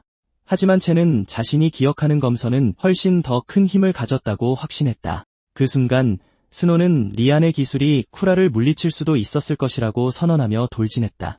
불행히도 리안은 세상의 희망을 짊어진 자신과 맞서고 있었다. 그는 공격하면서 자신은 사람들을 위해 싸운다고 외치기까지 했다. 하지만 이인, 리안은 그가 정말로 사람들을 위해 싸우고 있는지 의문을 제기했다. 그는 스노의 기운이 사륙으로 가득 차 있을 뿐이라고 말했다. 이 말을 들은 스노는 미간을 찌푸리며 이인, 리안이 무슨 뜻으로 한 말이냐고 따졌다. 이인, 리안은 그런 말들은 그의 본성을 숨기기 위한 변명에 불과하다고 답했다. 스노는 그 비난에 격분하여 다시 한번 그에게 돌진했다. 둘은 계속해서 격렬하게 충돌했고 머지않아 리안의 검이 두 동강 났다. 이를 본 시야 사람들은 정말로 결과를 바꿀 수 없는 것인지 의심하기 시작했다. 리안 또한 앞으로의 험난한 길을 생각하며 피를 흘리기 시작했다. 그는 결코 시들지 않았던 자신을 떠올리며 쓰러졌지만 이제는 외국의 신 때문에 죽음을 마주하게 되었다. 이 말을 들은 채는 그들이 읊었던 시만으로는 아직 부족하다는 것을 깨달았다. 그래서 그는 다른 사람들에게 책의 시를 읊어 검선에게 힘을 보태주라고 말했지만 리안은 시선이라고 정정했다. 그리고 5페이지의 세 번째 시를 읽고 7페이지의 시로 계속하라고 지시했다. 이와 함께 그는 인생 여정에 흔적을 남기지 않는다는 구절을 읊도록 이끌었다. 그 말이 울려 퍼지자 리안은 자신에게는 새로운 시를 들으며 서서히 힘을 되찾았다. 이 시들과 자신의 여정이 피 속에 흐르는 것을 느끼며 그는 다시 검을 들어 올렸다. 스노는 이 광경을 목격하고 충격을 감추지 못했다. 그가 정신을 차리기도 전에 채는 검기가 3만 뒤에 달한다고 외쳤다.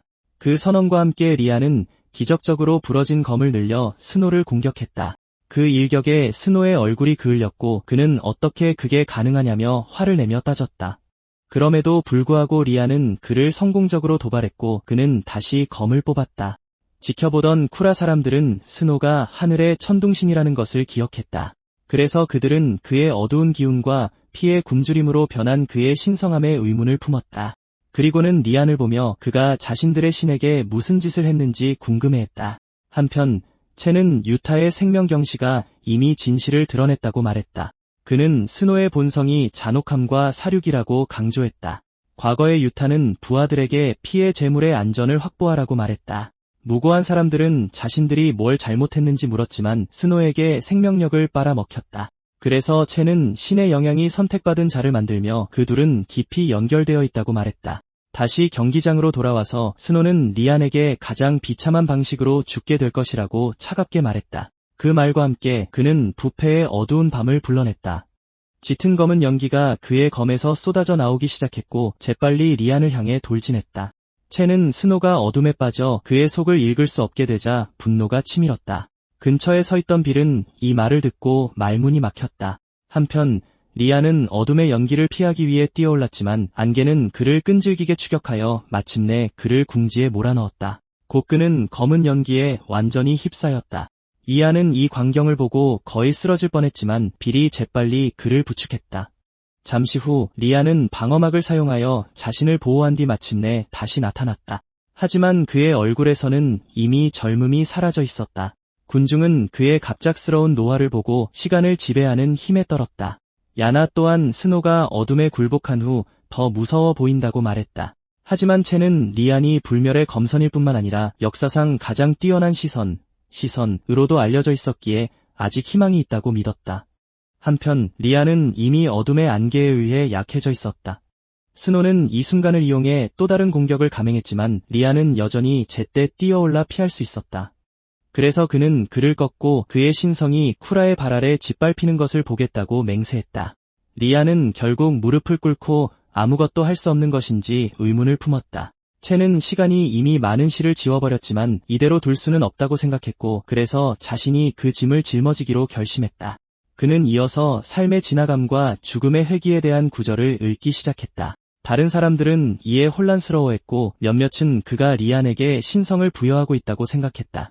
하지만 그는 곧 피를 토하기 시작했다. 그래서 위안은 그에게 멈추라고 재촉했지만 그는 시간이 얼마 남지 않았기 때문에 거절했다.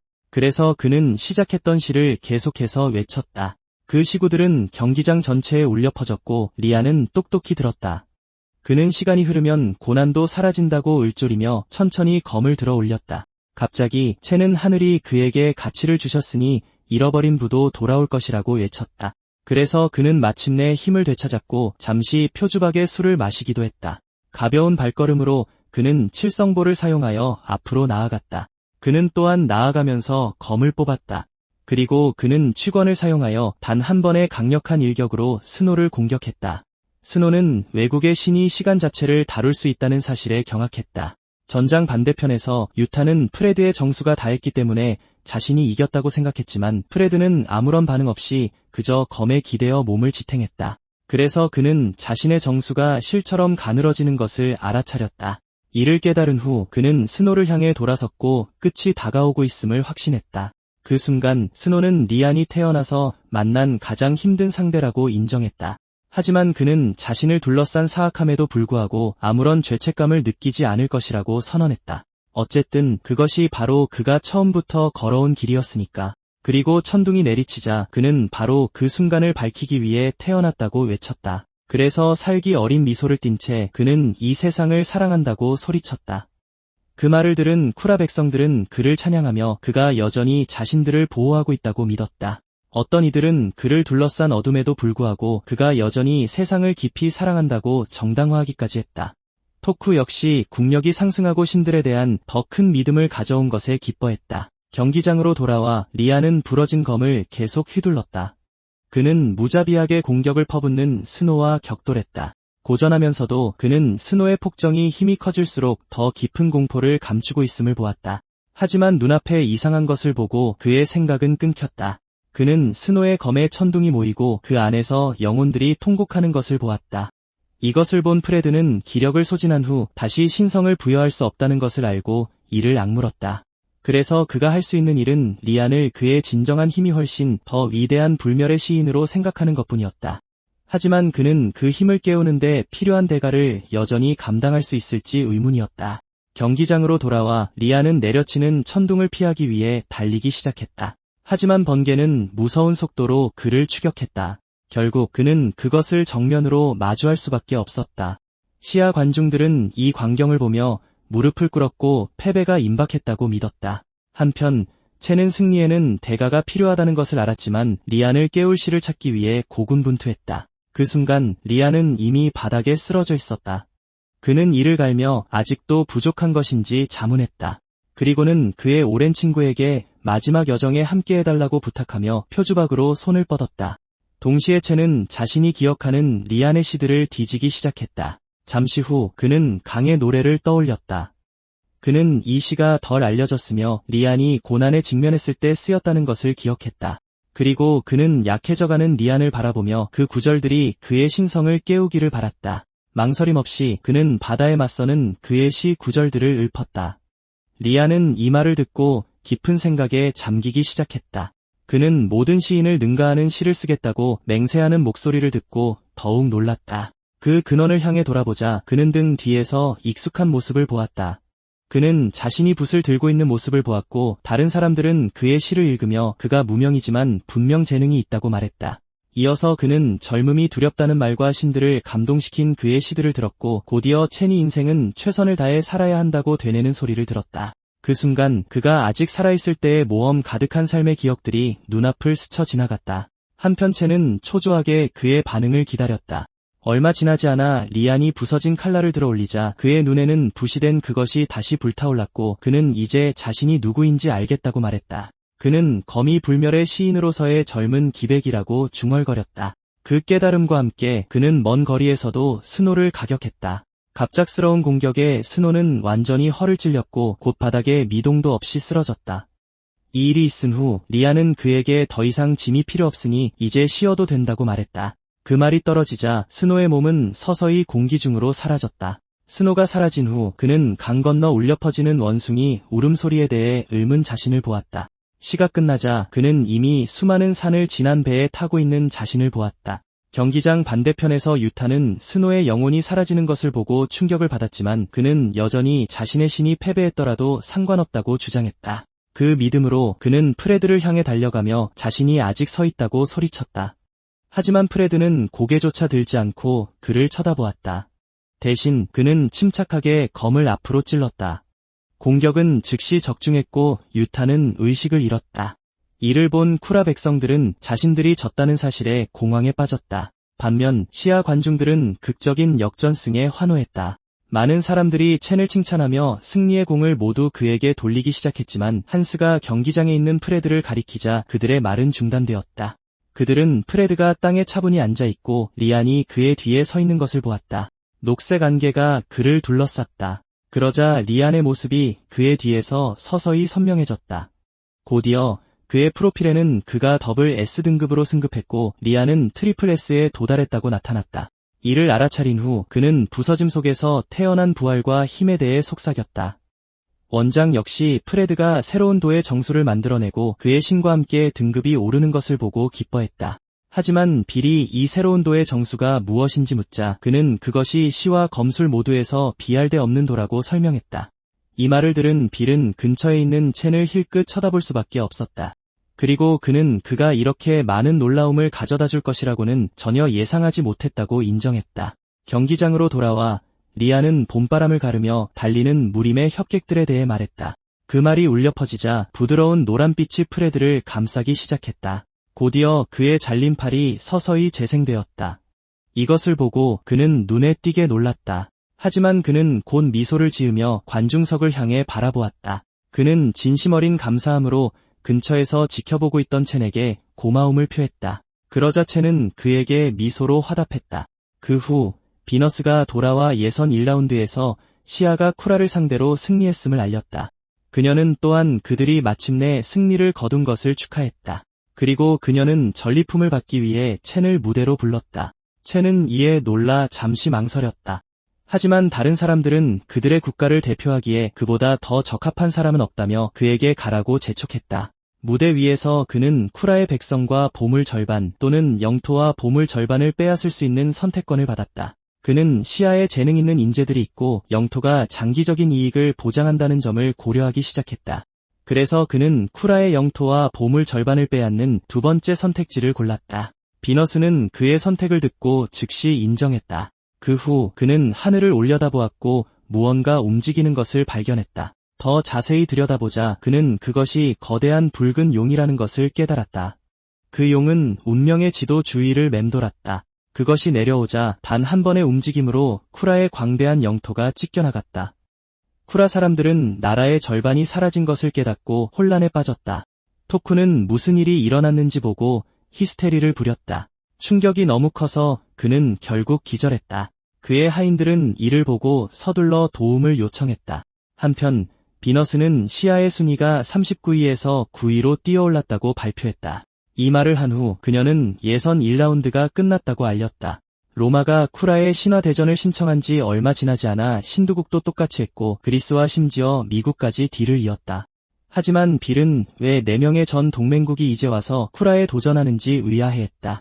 그러자 첸은 동맹이 더 이상 쓸모없어지면 버려지는 것이라고 설명했다. 그 후 첸은 반고와의 유대감이 10%에 도달했다는 것을 발견했다. 그는 또한 신을 소환하면 상성이 오르지만 이제는 운명이 더 중요하다는 것을 깨달았다. 시아가 쿠라의 절반을 차지하자마자 반고와의 상성이 더 강해졌기 때문이다. 이 때문에 그는 반고의 모습을 바라보며 경기장에서 그를 소환하는 것이 더 이상 불가능한 꿈이 아닐지도 모른다고 생각하지 않을 수 없었다. 신성 특성에 관해서는 그의 상태창에 신성을 강화해준 신들의 목록이 명확히 나와 있었기 때문에 신들을 불러 신성을 부여함으로써 얻을 수 있다고 믿었다. 이 생각을 하는 동안 장이 사라지기 전까지 그들을 생각했던 기억과 함께 그의 모습이 마음속을 스쳐 지나갔다. 그래서 그는 반드시 그를 다시 데려오겠다고 조용히 다짐했다. 그는 계속해서 자신의 상태를 확인했고 상성 10%가 생명 결속 기술을 발동시킨 것을 발견했다. 그는 즉시 몸은 불멸이고 영혼은 불멸인 반고를 불러냈다. 곧 그의 몸에서 빛이 났고 신성을 부여하면서 입었던 손상이 완전히 치유되었다. 이로써 그는 영혼의 손상 없이 수많은 잊혀진 신들을 되살릴 수 있다는 사실이 명백해졌다. 한편 지옥 같은 연옥의 깊은 곳에서는 수많은 사람들이 갇혀 고통 속에서 비명을 지르고 있었다. 붉은 안개가 스쳐 지나가자 그들 중 일부는 서서히 사라져갔다. 연옥의 지배자 염라도 그곳에 있었지만 그녀 역시 무거운 족쇄에 묶여 있었고 다른 여인이 그녀 앞에 서 있었다. 이 여인은 다름 아닌 타라였다. 그녀는 첸이 혼자서 시아의 불리함을 끝냈다는 사실에 놀란 듯 첸이 오라버니의 영혼까지 완전히 소멸시켰는지 물었다. 그에 대한 대답으로 하인은 보고가 사실이라고 확인해 주었다. 그러자 그녀는 미소를 지으며 상황이 꽤 흥미로워졌다고 말했다. 하인은 계속해서 쿠라의 동맹국들이 전쟁을 선포했다고 말했다. 토쿠는 병에 걸렸고 모두가 그녀의 심판을 기다리고 있었다. 이 말을 들은 그녀는 그들을 기회주의적인 악당떼라며 비웃었다. 그녀는 손을 들어 다음 라운드는 항복하고 자신에게 맡기라고 말했다. 그 후 그녀는 염라에게 검은 안개를 겨누며 그녀의 혈족이 지금 불안해하고 있다고 말했다. 아니면 어쩌면 그것은 그녀의 또 다른 자아일지도. 그녀는 천천히 그녀에게 손을 뻗으며 염라가 자신의 자리를 탐낸 적이 있는지 물었다. 그녀의 나지막한 웃음소리가 뒤따랐고 모든 것은 운명일 뿐이라고 단언했다. 한편 하이는 혼란스럽게 지켜보았다. 그녀는 태양처럼 타올라야 할 운명이었기 때문이다. 하지만 그녀의 뒷모습을 계속 지켜보던 그는 그녀가 이제 번개와 어두운 안개에 둘러싸여 있는 것을 알아차렸다. 그래서 그는 그녀가 왜 이토록 불길하고 무섭게 보이는지 궁금해했다. 이후 경기장에서 비너스는 쿠라가 기권했으며 그 대가는 교토를 양도하는 것이라고 발표했다. 그녀는 쿠라가 이미 2번 기권했으며 남은 기회는 단 한 번뿐이라고 덧붙였다. 그건 그렇고 그녀는 양도된 도시가 이전 승자에게 돌아간다고 발표했고 그 순간 교토 안의 사람들은 공포에 질려 도망치기 시작했다. 시야 관중들은 이를 이득으로 여겼지만 해외에 흩어져 있는 동포들에 대해서도 걱정했다. 이 안은 노예의 낙인이 찍힌 시민들은 신성을 잃고 소모품이 되어 타지에서 죽게 되므로 이것이 패배의 가혹한 대가라고 그들에게 상기시켰다. 이 말을 들은 채는 과거에 시야가 기권한 적이 있는지 물었다. 이안은 시야가 3번 기권하여 3개의 도시를 잃었으며 더 이상 양보할 수 없다고 밝혔다. 이 사실을 알게 된 채는 고향에서 멀리 떨어진 동포들의 운명을 고심했다. 한편 신두의 한 지도자는 쿠라가 시야에게 양보하기로 선택했다고 생각했지만 옆에 있던 젊은이는 막대한 손실 때문이라고 말했다. 이 말을 듣고 지도자는 그에게 다음 상대가 누가 되어야 할지 묻기 시작했다. 젊은이는 로마와 그리스는 무적이며 작은 나라들은 국군을 일으킬 수 없다고 말했다. 그래서 이러한 요소들을 고려한 후 그는 남은 선택지는 단 하나뿐이라고 결론 내렸다. 그는 다음 상대는 시야 왕국이 될 것이라고 선언했다. 하지만 그는 시야가 쿠라를 물리쳤고 첸과 같은 위대한 천재가 나타났다는 말을 들었다. 이 때문에 시야의 순위는 세계 9위로 급상승했다. 젊은이는 시야의 신들이 어느 나라에도 뒤지지 않는다고 대답했다. 수염난 남자는 그 비밀이 들어본 적 없는 것이었기에 깜짝 놀랐다. 그럼에도 불구하고 그는 왜 이 시점에 그렇게 어려운 상대를 선택하는지 물었다. 젊은이는 시야의 신성한 힘은 위대했지만 오래전 전쟁에서 산산조각 났다고 설명했다. 따라서 시야의 신들은 내분뿐만 아니라 잃어버린 신성 때문에 약해 보였다. 그는 또한 시야의 신들은 전반적인 힘을 가지고 있지만 왕급 신들이 최고를 다스린다고 말했다. 수염난 남자는 자신들의 왕급 신들이 시야보다 많기 때문에 승리를 확신했다. 젊은이는 침착하게 지금 필요한 것은 단지 시야를 물리치는 것이라고 대답했다. 그는 그들을 삼키고 그들의 땅을 빼앗는 것에 대해 말하며 희미하게 미소 지었다. 게다가 그는 시야의 신들을 불교의 노예로 만들 생각이었다. 수염난 남자는 그때 성자의 순수함을 떠올렸지만 그는 오직 공격성만을 보았다.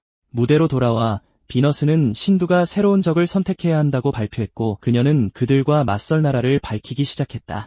시야 사람들은 신두 또한 강력하기 때문에 선택되지 않기를 재빨리 기도했다. 불행하게도 비너스는 곧 그들의 나라 이름을 불렀다. 시야 사람들은 강력한 적에게 다시 한번 지목된 후 불운을 느꼈다. 곧이어 비너스는 예선전을 공식적으로 마감했다. 그리고 그녀는 다음 라운드가 월요일이라는 것도 상기시켰다. 발표가 끝나자 관중들은 서서히 경기장을 떠나기 시작했다. 하지만 첸은 뒤에 남아 생각에 잠겼다. 이후 전쟁 준비센터에서 시야의 지도자들이 함께 모였다. 하지만 첸의 생각은 고향에서 쫓겨난 사람들에게 머물러 있었다. 이 때문에 그는 프레드에게 이전에 시야가 양도했던 새 도시가 어디인지 물었다. 프레드는 그 질문에 분명히 놀랐지만 여전히 대답했다. 그는 포기한 영토는 이저우, 강다오, 마카오이며 이저우가 가장 비옥하다고 말했다. 하지만 5번의 신성한 전투를 통해 이저우를 잃은 지 50년 이상이 지났다. 이 말을 들은 첸은 시야가 잃어버린 영토를 되찾으려고 시도한 적이 있는지 물었다. 프레드는 시야가 모든 힘을 다해 적에게 저항하느라 양도된 영토를 되찾을 여력이 없었다고 설명했다. 첸은 이 설명을 듣고 놀랐다. 하지만 그는 패배를 받아들여서는 안 된다고 결심하고 영토를 되찾겠다고 맹세했다. 그래서 그는 프레드에게 시야의 지휘관급 신들 명단을 요청했다. 프레드는 그가 지휘관급 신들을 이용해 땅을 되찾을 것인지 재빨리 물었다. 그는 또한 아무도 성공한 적이 없었기 때문에 그 임무가 거의 불가능에 가깝다고 경고했다. 경고에도 불구하고 첸은 시야 사람들이 외국의 노예가 되어 고통받는 것을 지켜볼 수 없다고 말했다. 그래서 프레드는 마침내 동의하고 그를 믿기로 했다. 그 직후 그는 시야가 보유한 신들을 검토하기 시작했다. 그는 대부분이 과거 전투에서 용감했던 인간 신들이었지만 주왕은 B등급에 불과한 것을 보았다. 갑자기 프레드는 인간 신들은 허약하고 마신들은 강력해서 수가 적다고 언급했다. 그럼에도 불구하고 첸은 목록에서 3명의 인간 신을 선택하기로 결정했다. 그러자 프레드는 백기와 나타는 뛰어나지만 주는 힘이 부족하다고 말했다. 그 후 첸은 주에게 새로운 신성을 부여하기 위해 그의 신성 수호자를 만났다. 주의 수호자는 그들의 유대감이 이제 90%가 된 것을 발견하고 기뻐했다.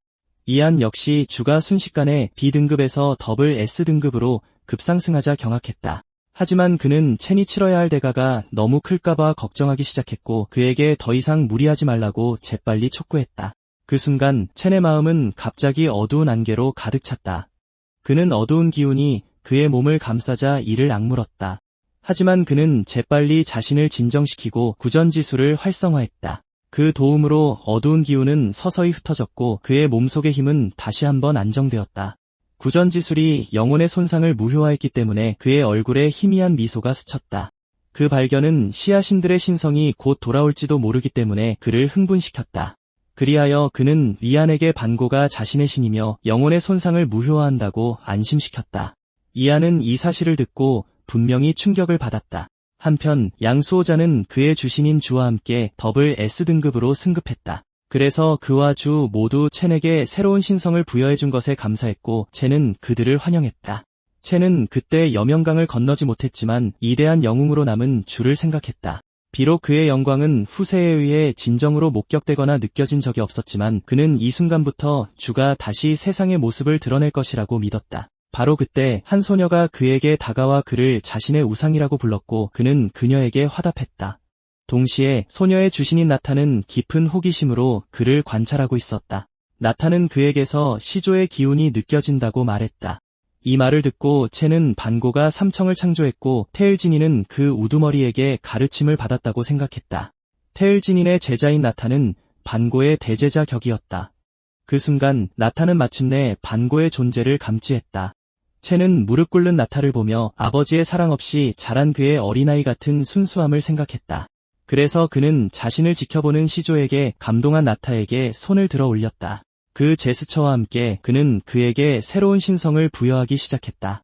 아직 무릎을 꿇고 있던 나타는 갑자기 변화를 감지했다. 그는 몸이 변하기 시작하자 재빨리 일어섰다. 동시에 그의 수호자는 그들의 적합도가 30%에서 80%로 상승한 것을 발견했다. 반고 또한 나타나 나타를 향해 손을 들었다. 재빠른 동작으로 나타는 3개의 머리와 6개의 발을 드러냈다. 이 변신을 본 나타는 즉시 반고를 향해 감사하며 고개를 숙였다. 그 후 그는 이제 S급 수호자가 된 그의 수호자 릴리와 가볍게 주먹을 부딪혔다. 릴리는 나타의 힘에 놀랐다며 첸이 정말 자신의 우상이 될 자격이 있다고 말했다. 근처에서 야나는 흥분을 감추지 못하며 모든 것을 지켜봤다.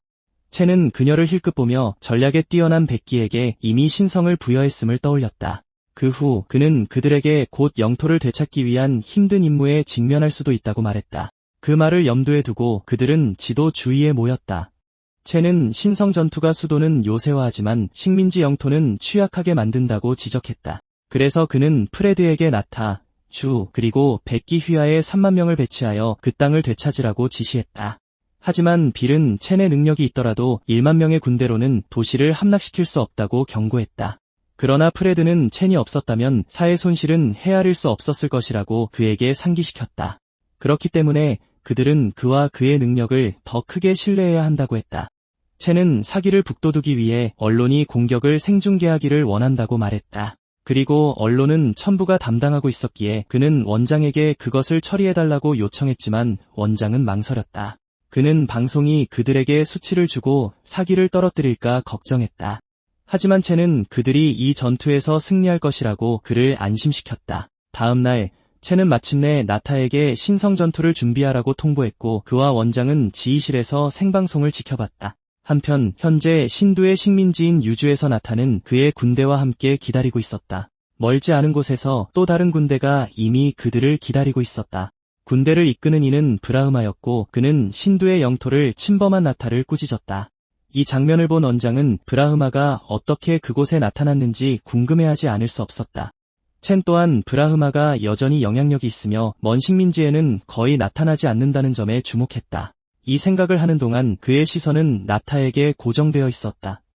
그는 전력을 다하더라도 브라흐마를 상대로 여전히 고전할 것이라고 결론 내렸다. 전장으로 돌아와 나타는 그 땅이 신두의 것이라는 브라흐마의 주장에 의문을 제기했다. 그는 유주가 고대부터 사의 것이었으므로 브라흐마에게는 소유권이 없다고 강조했다. 그는 창을 들어 올리며 사의 땅을 되찾으러 왔다고 선언했다. 이 말을 들은 원장은 전력을 다해도 나타는 브라흐마 앞에서는 개미에 불과했기에 그의 자신감에 의문을 품지 않을 수 없었다. 첸 역시 불안감을 느끼며 나타의 태도에서 뭔가 잘못되었다고 생각했다. 한편 브라흐마는 손을 들며 나타가 부처의 아들일 줄은 몰랐다고 말했다. 그는 또한 불교가 신두와 연결되어 있다며 하늘의 뜻에 따라 합류하라고 요청했다. 그러나 나타는 자신의 운명은 하늘이 아닌 자기 자신에게 속한다고 선언했다. 망설임 없이 그는 자신의 붉은 비단천으로 브라흐마를 묶었다. 그러고는 불교조차 자신의 운명을 결정할 권리가 없다고 외치며 앞으로 돌진했다. 이 광경을 지켜보던 첸은 나타가 대담하지만 그의 공격은 천둥처럼 빠르다고 말했다. 그러나 나타가 브라흐마를 공격했을 때 그의 창을 막는 방어막이 나타났다. 원장은 이것을 보고 어떤 더블 S급도 그것을 뚫을 수 없을 것이라고 의심했다. 하지만 프레드가 갑자기 도착해서 아직 기회가 있다고 말했다. 그러고는 브라흐마의 기운이 불안정하다고 기쁘게 알렸다.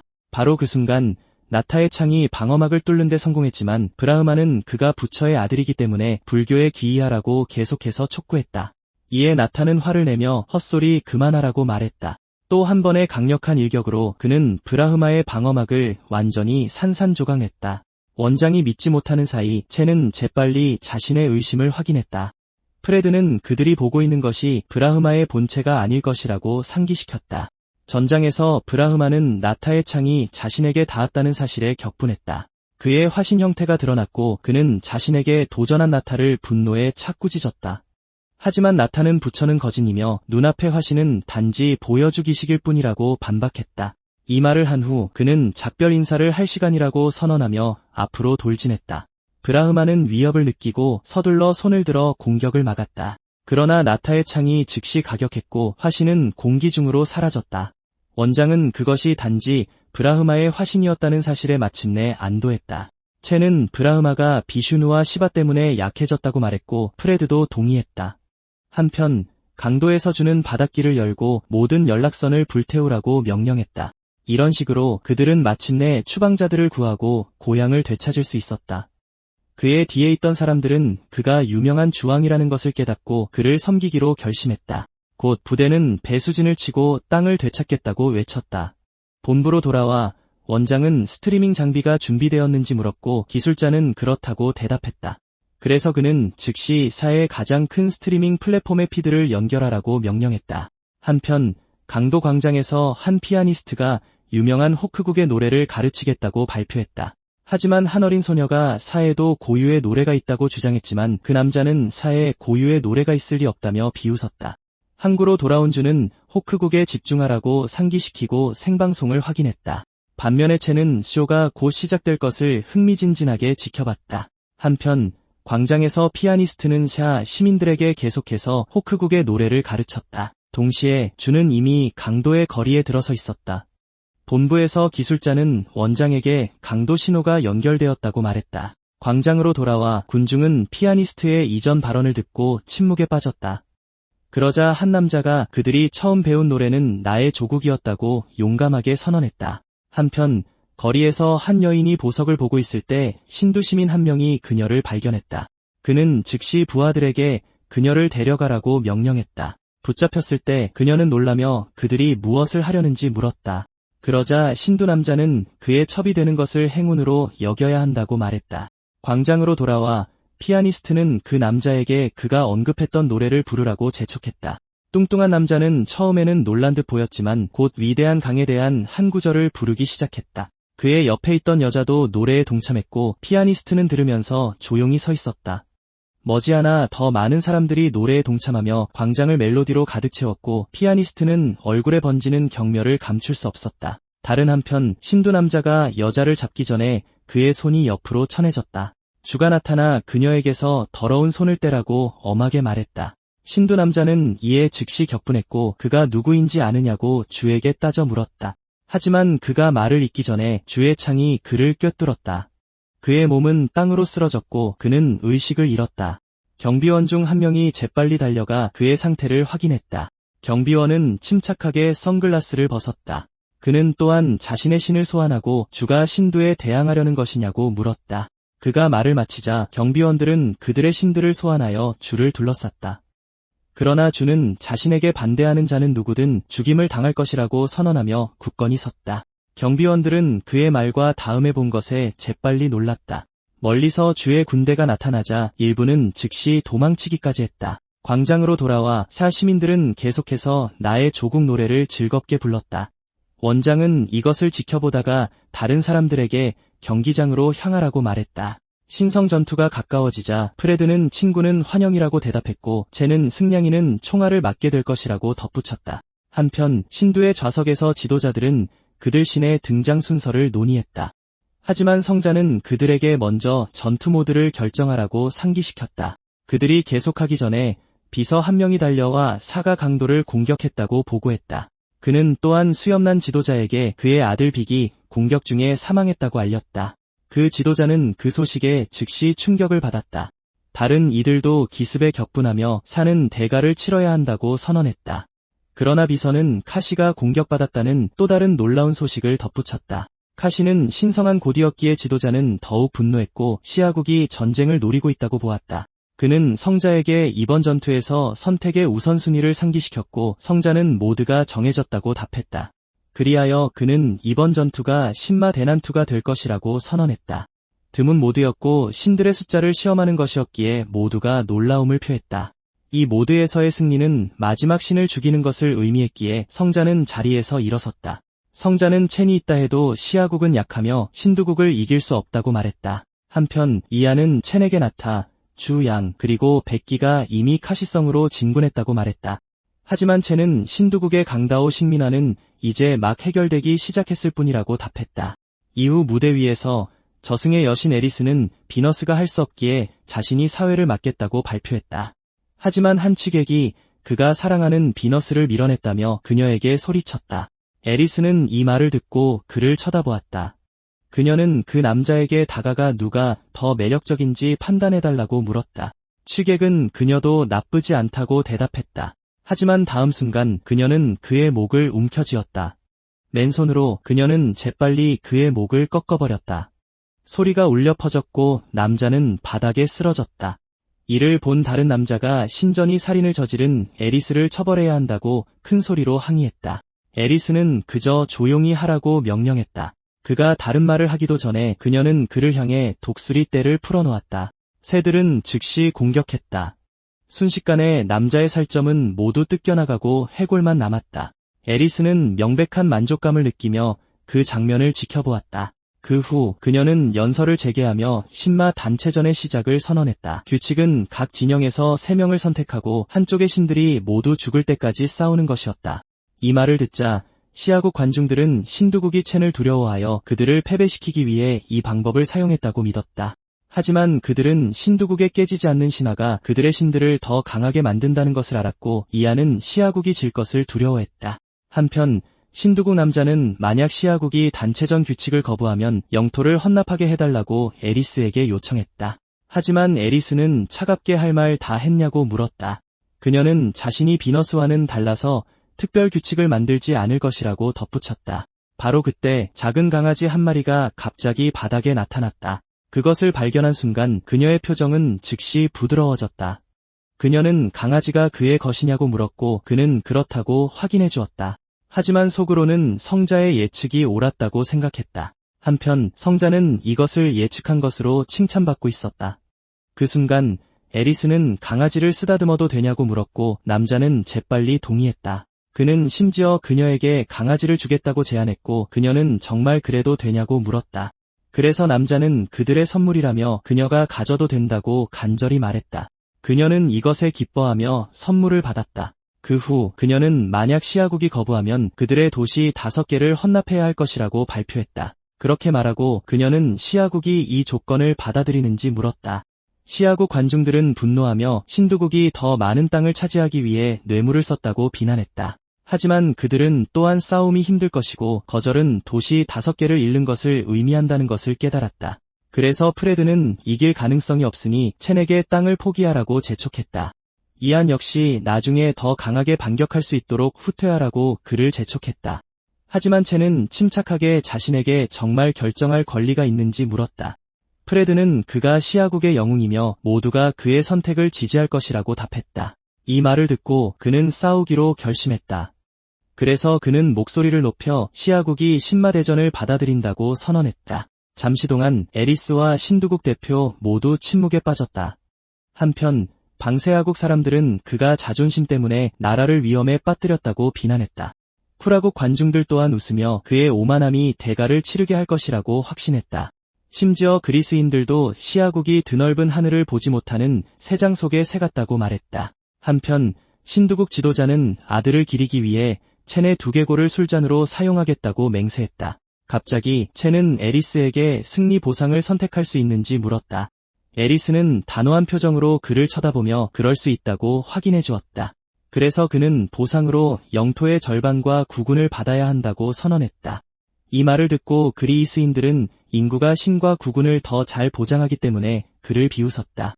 그래서 그들은 첸이 선택할 수 있는 가장 가치 없는 보상인 땅을 선택했다고 판단했다. 하지만 시아국은 더 풍부한 기반을 가지고 있었기에 첸은 신두국의 유산에 전혀 신경 쓰지 않았다. 모든 조건이 정해진 후 에리스는 시아국과 신두국의 대표들을 나오라고 불렀다. 그리고 기대에 차서 그녀는 관중들에게 흥미진진한 전투를 목격하라고 외쳤다. 한편 이안은 신을 깨울 힘이 있더라도 첸이 너무 충동적이라고 경고했다. 첸은 그의 말을 끊지 않고 조용히 들었다. 그래서 그는 그들의 나라가 신두국보다 강력한 신이 적다고 계속해서 말했다. 그럼에도 불구하고 첸은 전투 모드가 정해졌으니 이길 방법을 찾아야 한다고 주장했다. 그는 그들의 신전에 수많은 신들이 있지만 대부분은 신성이 부족하여 알려지지 않은 상태라고 덧붙였다. 그래서 그는 새로운 신성이 그들의 등급을 뛰어넘게 해줄 것이라고 믿었다. 이후 무대 위에서 에리스는 대표들에게 준비구역으로 이동하라고 명령했다. 갑자기 신두국 족장 라지가 첸에게 그들의 도시를 습격한 책임자가 누구냐고 물었다. 첸은 그 도시들이 원래 자신들의 것이었으니 라지가 파렴치하다고 즉시 반박했다. 그리고 그는 자신이 그 작전을 계획한 사람이라고 공개적으로 선언했다. 이 말을 듣고 라지는 첸이 곧 신성한 전투의 잔혹함을 배우게 될 것이라고 맹세했다. 잠시 후 에리스는 첫 번째 경기가 그리스 대 쿠라국이 될 것이라고 발표했다. 이어서 그녀는 두 번째 경기가 시아국 대 신두국이 될 것이라고 선언했다. 그렇게 말하며 그녀는 그들에게 준비구역에서 쉬라고 말했다. 그녀는 또한 각 경기가 신마 단체전으로 치러질 것이라고 강조했다. 이 말을 듣고 성자는 그리스가 단체전을 선택하고 쿠라국이 동의한 것에 놀랐다. 그러자 간부는 그리스가 쿠라국을 집어삼킨 후 그들의 가장 강력한 적이 될 것이라고 말했다. 하지만 그는 시아국을 집어삼키고 나면 두려울 것이 없다고 주장했다. 곧 첫 번째 전투가 시작되었고 그리스의 헬리오가 가장 먼저 돌에 손을 대자 즉시 아폴론 신을 소환했다. 이를 본 야나는 그리스가 태양신을 소환했다고 지적했다. 그러자 위안은 아폴론이 올림포스 12신 중 하나이며 제우스와 레토의 자식이라고 설명했다. 그의 힘은 신앙보다 아래였지만 그리스는 그를 소환함으로써 그에게 경의를 표했다. 경기장으로 돌아와서 헬리오스는 아폴론, 바다의 신 넵튠, 그리고 불의 신 불칸을 소환했다. 그러자 위안은 그 라인업이 거의 최강이며 쿠라국의 적수가 없기에 그리스가 이기려고 작정했다고 말했다. 한편 쿠라국의 대표는 수정에 손을 대어 선택한 자를 소환했다. 얼마 지나지 않아 나타난 신은 바로 테라 자신이었다. 그녀를 보자 헬리오스는 그녀의 신성이 이전보다 훨씬 더 커진 것을 보았다. 이안 또한 그녀와 아폴론이 태양 속성을 공유함에도 불구하고 그녀의 기운이 변한 것을 느꼈다. 그 외에도 빌은 테라가 보통 아폴론보다 약간 약했다고 언급했다. 하지만 지금 그들이 서로 마주하자 그들 사이의 격차는 더 커지는 것 같았다. 성자 또한 테라가 힘을 얻은 것을 보았지만 쿠라국은 여전히 넵튠과 불칸에 맞설 신이 부족했다. 이 때문에 그는 쿠라국이 그리스에 맞서 어떤 신들을 소환할지 지켜보았다. 무대 위로 돌아와 에리스는 쿠라국 대표에게 계속해서 신을 선택하라고 말했지만 그 남자는 이미 선택을 마쳤다고 침착하게 대답했다. 에리스는 그의 대답에 명백히 경악했다. 첸 역시 놀랐고 신두국 멤버들도 그를 대담한 미치광이라고 부르기 시작했다. 이안은 심지어 테라가 새 신에게 맞서는 것은 죽음을 자초하는 것이라고 생각했다. 한편 호크국은 쿠라가 싸움을 포기했다고까지 생각했다. 무대 위로 돌아와 에리스는 잠시 침묵했다. 그러고 나서 그녀는 정말로 신선택을 멈출 생각이냐고 다시 물었다. 남자는 자신의 결정을 단호하게 확인해 주었다. 표정이 어두워진 테라와 함께 그는 침착하게 서 있었다. 같은 시각 마카오, 백은 이미 오래전에 도착해 있었다. 남은 적들을 제거한 후 그는 마지막 식민지의 상황을 보고했다. 프레드 일행은 그가 마카오 수복을 선포하는 것을 지켜보았다. 이 소식을 듣자 아군 측 모두가 기쁨에 가득 찼다. 이후 휴게실에서 첸은 반고를 부르는 데 온 정신을 집중했다. 그와 공명하기 시작하자 옥룡이 그들 주위를 맴돌았다. 그는 계속해서 구전지수를 펼쳤고 곧 그의 온몸이 강력한 기운으로 불타올랐다. 그러자 그의 등 뒤로 반고의 형상이 서서히 굳어졌다. 리아는 첸의 기운이 치솟는 것을 지켜봤고 야나는 그의 시급을 확인했다. 하지만 거기서 멈추지 않고 그의 등급은 곧 B급으로 올랐다. 그리고 A급으로 진입하더니 다음 순간 순식간에 SSS급으로 돌파했다. 이 놀라운 변화를 목격한 야나는 충격을 감추지 못했다. 반고가 등 뒤에서 위압감을 뿜어내는 가운데 첸은 이제 엄청난 힘으로 가득 찼다. 리안 역시 그의 믿을 수 없는 승급 속도에 경악을 금치 못했다. 한편 쿠라 진영에서는 토쿠가 시아의 새로운 강자에게 분노했다. 하지만 성자는 첸의 기운이 낯설면서도 익숙하다고 느꼈다. 다른 한편 미국인들은 프레드의 부상 직후 또 다른 SSS급의 등장에 충격을 받았다. 한편 시아의 사원에서는 다른 신들 앞에 반고의 영혼이 나타났다. 이를 목격한 시종은 그것을 기적이라 부르지 않을 수 없었다. 결국 현신한 것은 바로 반고 자신이었으니까. 한편 첸은 SSS급이 필멸자의 끝임을 인지했지만 신의 영역에 가까워졌다고 믿었다. 그 때문에 그는 자신도 모르게 등 뒤에 반고를 올려다보았다. 그는 반고의 각성이 국가의 운명과 연결되어 있다고 생각하며 이를 확인하기 위해 상태창을 열었다. 예상대로 그는 반고와의 유대가 18%까지 성장한 것을 발견했다. 경기장으로 돌아와 아폴로는 눈앞에 썩은 어둠에 흔들렸다. 그 존재의 근원은 테라의 몸에서 나온 얀모였다. 얀모는 그의 상대가 자신일 것이라고 침착하게 선언했다. 아폴로는 그녀가 돌진해오는 것을 보고 깜짝 놀라 들어오는 공격을 막기 위해 팔을 들어 올릴 수밖에 없었다. 전장 반대편에서 테라는 검을 들어 올리고 두 신에게 도전했다. 이 말을 듣고 넵튠과 불카는 명백한 경멸의 눈빛으로 그녀를 쳐다보았다. 넵튠이 먼저 삼지창을 들어 올려 거대한 파도를 일으켰다.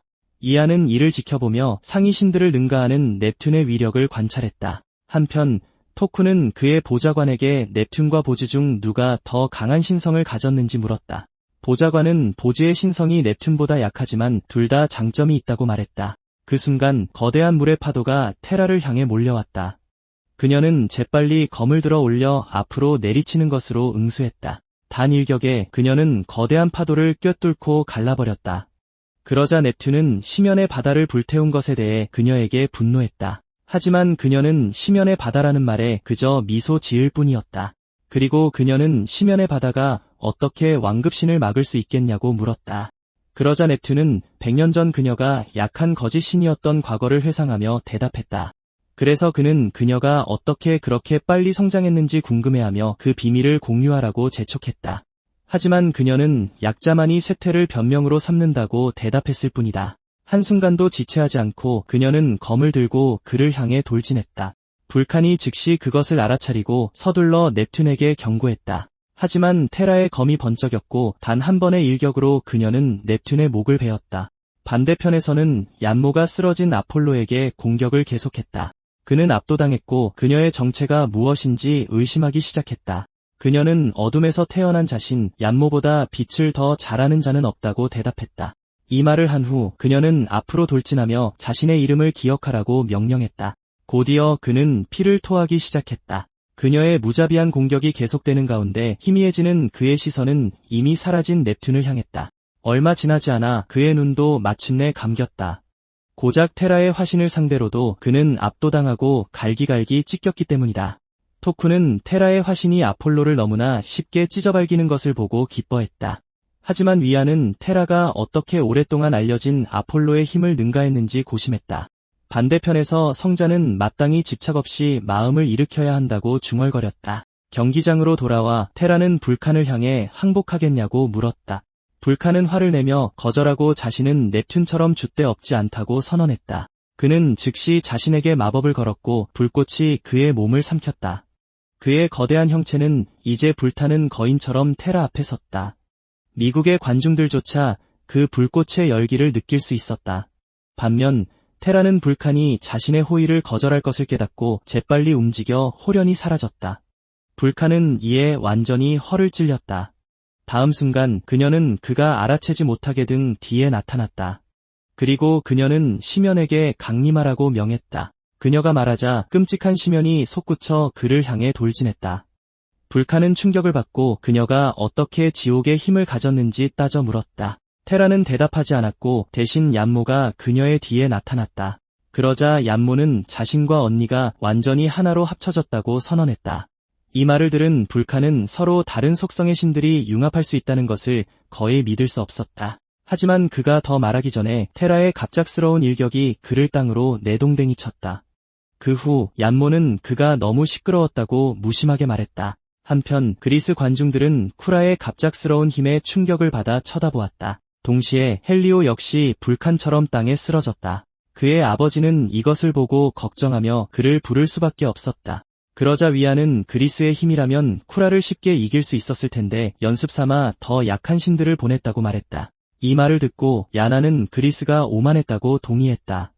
잠시 후 에리스는 쿠라국이 전투의 승자임을 공식적으로 발표했다. 그리고 그녀는 시아와 신두의 다음 경기가 곧 시작될 것이라고 선언했다. 채는 일찌감치 무대에 올랐다. 그가 지나갈 때 테라는 살아남아서 자신과 맞설 때를 기다리라고 말했다. 이 말을 듣고 그는 그저 그녀의 멀어지는 뒷모습을 말없이 바라볼 뿐이었다. 곧이어 그는 소환수정의 손바닥을 눌렀다. 여러 신들의 형상이 즉시 그의 앞에 나타났다. 이를 지켜보던 위안과 야나는 즉시 심각해졌다. 채는 선택지를 살피고 제어가 필요한 신인장을 재빨리 제외했다. 그는 다음으로 사악함을 물리치지만 신두의 신들에게는 별 가치가 없는 풍우를 생각했다. 그래서 그의 선택은 남은 세 세계로 향했는데 첫 번째는 백룡마 엘로였다. 두 번째는 태초의 혼돈을 발굽으로 밟는 현이었고 그의 마지막 선택은 사형 집행관 얼과 그에게 하울이었다. 하지만 시아의 관중들은 그 치명적인 계신을 떠올리며 첸의 선택을 의심했다.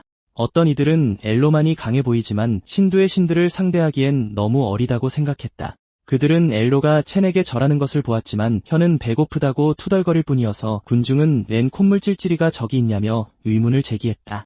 그 순간 어리 첸에게 자신들을 깨웠냐고 물었고 첸은 침착하게 그렇다고 답했다. 하지만 어른 같은 혈통을 공유하니 예의를 차릴 필요가 없다고 그에게 말했다. 그러고는 그의 너머를 보며 자신의 태사부가 결코 떠난 적이 없다고 말했다. 첸은 그의 시선을 따라가 어리 반고를 보고 있다는 것을 깨달았다. 그는 반고가 얼의 태사부일 줄은 예상치 못했기에 놀랐지만 얼의 스승은 옥황상제이고 옥황상제의 스승이 반고라는 것을 떠올렸다. 갑자기 얼은 자신의 힘으로는 반고를 깨울 수 없지만 비밀을 알아야 한다고 말했다. 그래서 그는 천천히 제3의 눈을 뜨고 첸을 향하게 했다. 그 눈에서 나온 빛이 그를 덮치는 순간 첸은 즉시 이상한 환영을 보았다. 그의 시야는 지구를 떠나 우주로 떠다니는 것 같았다. 그는 땅 위의 형상들을 보고 어리 기억을 투영했다는 것을 깨달았다. 그러자 그는 아래로 떠내려갔고 주위에는 셀 수 없이 많은 쓰러진 형상들이 있었다. 그래서 그는 이곳이 신들이 쓰러진 곳이라고 짐작했다. 그가 이 생각을 정리하는 동안 그는 갑자기 근처에서 익숙한 3명의 형상을 발견했다. 그중 한 명은 제우스였는데 그는 시아의 신들이 여전히 자신들을 쫓고 있다고 말했다. 그 옆에는 오딘이 서서 힘을 잃은 시아의 신들을 어리석다고 조롱하고 있었다. 그럼에도 그들은 여전히 자신들을 쫓아오겠다고 고집했다. 하지만 그가 말을 마치기 전에 여호와가 끼어들어 신은 인류를 사랑한다고 말했다. 제우스는 어리석은 소리라며 비꼬듯이 시아의 신들과 함께 가라고 했지만 그는 여전히 자신의 백성을 지켜야 한다고 답했다. 그래서 제우스는 그저 비웃으며 그가 감히 그러지 못할 뿐이라고 말했다. 그것은 제쳐두고 그는 시아 신들의 용기를 부러워하지 않을 수 없다고 인정했다. 근처에서는 시아의 신들이 모여 거대한 도끼가 판구가 깨어나고 있다고 선언했다. 하지만 다른 신은 판구를 깨우는 것은 여전히 거의 불가능하다고 대답했다. 그래서 그는 힘을 방출하며 침략자들을 치기 위해 판구가 깨어날 필요는 없다고 말했다. 그 말을 하며 그는 손을 들어 자신의 힘이 밖으로 흘러나가게 했다. 근처에서 여신은 행성을 바라보며 인간들을 떠날 수 없다고 속삭였다. 결국 한번 떠나면 다시 돌아올 수 있을지 알 수 없었기 때문이다. 갑자기 다른 형상이 나타나 모두 지쳤냐고 물었다. 판다를 탄 신은 외국의 신들을 모두 죽일 때까지 쉬지 않겠다고 맹세했다. 그리하여 무리는 집에 돌아가면 잔치를 벌이고 술을 마시자고 이야기하며 모였다. 근처에서 조용히 지켜보던 채는 충격을 금할 수 없었다. 그는 그 형상들이 인류의 창조주 여와, 전쟁의 신치우, 옥황상제, 인왕복해 그리고 천부의 도끼라는 것을 깨달았다. 이 마지막 장면을 목격한 후 그의 의식은 갑자기 몸으로 돌아왔고 그의 앞에는 침묵에 잠긴 얼이 서 있었다. 그러자 그는 자신이 본 곳이 정말로 신들이 소멸한 곳인지 물었다. 얼은 그렇다고 확인하며 그들 모두 이미 죽었다고 덧붙였지만 채는 믿기를 거부하며 여와와 나머지가 사라졌다는 뜻이냐고 물었다. 얼은 다시 한번 확인했고 엘로조차 침묵에 빠졌다. 이 사실을 알게 된 채는 지구가 전쟁에서 졌다는 뜻이냐고 물었지만 얼은 제3의 눈을 통해 지구가 승리하여 만년의 조약을 확보했다고 밝혔다. 그 말이 나오는 순간 채는 다시 한번 다른 환영 속으로 빨려 들어갔다. 이번에 그는 우주의 전쟁터로 돌아와 있었다. 하지만 그가 본 것은 부서진 기계들, 떠도는 영혼들, 그리고 땅 위에 널브러진 파괴된 함선들이었다. 신들의 생명 없는 모습도 멀지 않은 곳에 흩어져 있었다. 갑자기 땅을 뚫고 손이 솟아났고 한 목소리가 이제 모든 것이 먼지로 뒤덮였다고 말했다. 그때 판구가 거대한 도끼를 들고 나타나 세상의 불의를 끝내려 했다. 채는 판구가 도끼를 들어 근처의 기계를 내리치는 것을 지켜보았다. 마침내 일격이 끝나자 모든 것이 완전한 침묵에 잠겼다. 다음 순간 그는 자신의 몸으로 돌아온 것을 깨달았다. 그는 얼과 다른 이들을 보며 이것이 시아 문명이 쇠퇴한 이유임을 깨달았다. 그는 손을 모아 시아를 지켜준 선조들에게 감사하며 그 신들이 후손들이 평화롭게 살 수 있도록 개척자가 되었다고 말했다. 하지만 얼은 그들이 단지 생존자일 뿐이며 여기에 있는 것이 행운이라고 말했다. 그는 또한 불교와 도교 사이의 오랜 투쟁으로 인해 신들이 사라졌다고 말했다. 말하면서 그는 자신들 앞에 빈 공간을 바라보지 않을 수 없었다. 하지만 그는 옛일에 연연하는 것이 무의미하다는 것을 알고 금세 정신을 차렸다. 그래서 그는 첸에게 왜 자신들을 깨웠는지 물었다. 잠시 침묵이 흐른 후 첸은 신화의 경기장이 국가의 운명을 결정하며 시아가 신두와 싸우게 되었다고 밝혔다. 그리하여 그는 신두를 물리치고 시아의 운명을 강화하기 위해 그들을 소환했다. 이 말을 듣자 얼은 신두의 대머리 승려들과 싸우겠다고 재빨리 자원했다. 그러나 그는 향불의 힘이 형식을 바꾼 것을 알아차리고 멈췄다. 그는 성자가 소환 수정에 손을 뻗어 만지는 것을 보았다. 수정이 반응하자 하늘에 수많은 신성한 형상들이 나타났고 모두 선택되기를 기다리고 있었다. 그들 가운데 몇몇 관중들은 시바의 형상을 발견했다. 성자가 그를 깨우는 것을 보고 신두는 금세 흥분으로 가득 찼다. 그들은 심지어 무릎을 꿇고 그들의 위대한 신을 목격하기를 간절히 바라며 열렬히 숭배했다. 한편 빌과 위아는 시바가 신두의 주신 중 하나였기 때문에 긴장했다. 빌은 이를 악물며 시바의 힘은 그를 최고신들 반열에 올려놓는다고 말했다. 시아의 시민들도 시바의 힘을 알고 있었기에 야나는 첸이 어떻게 대응할지 궁금해했다. 잠시 후 첸은 신두가 소환한 신들인 시바, 누만, 그리고 펑 앞에 섰다.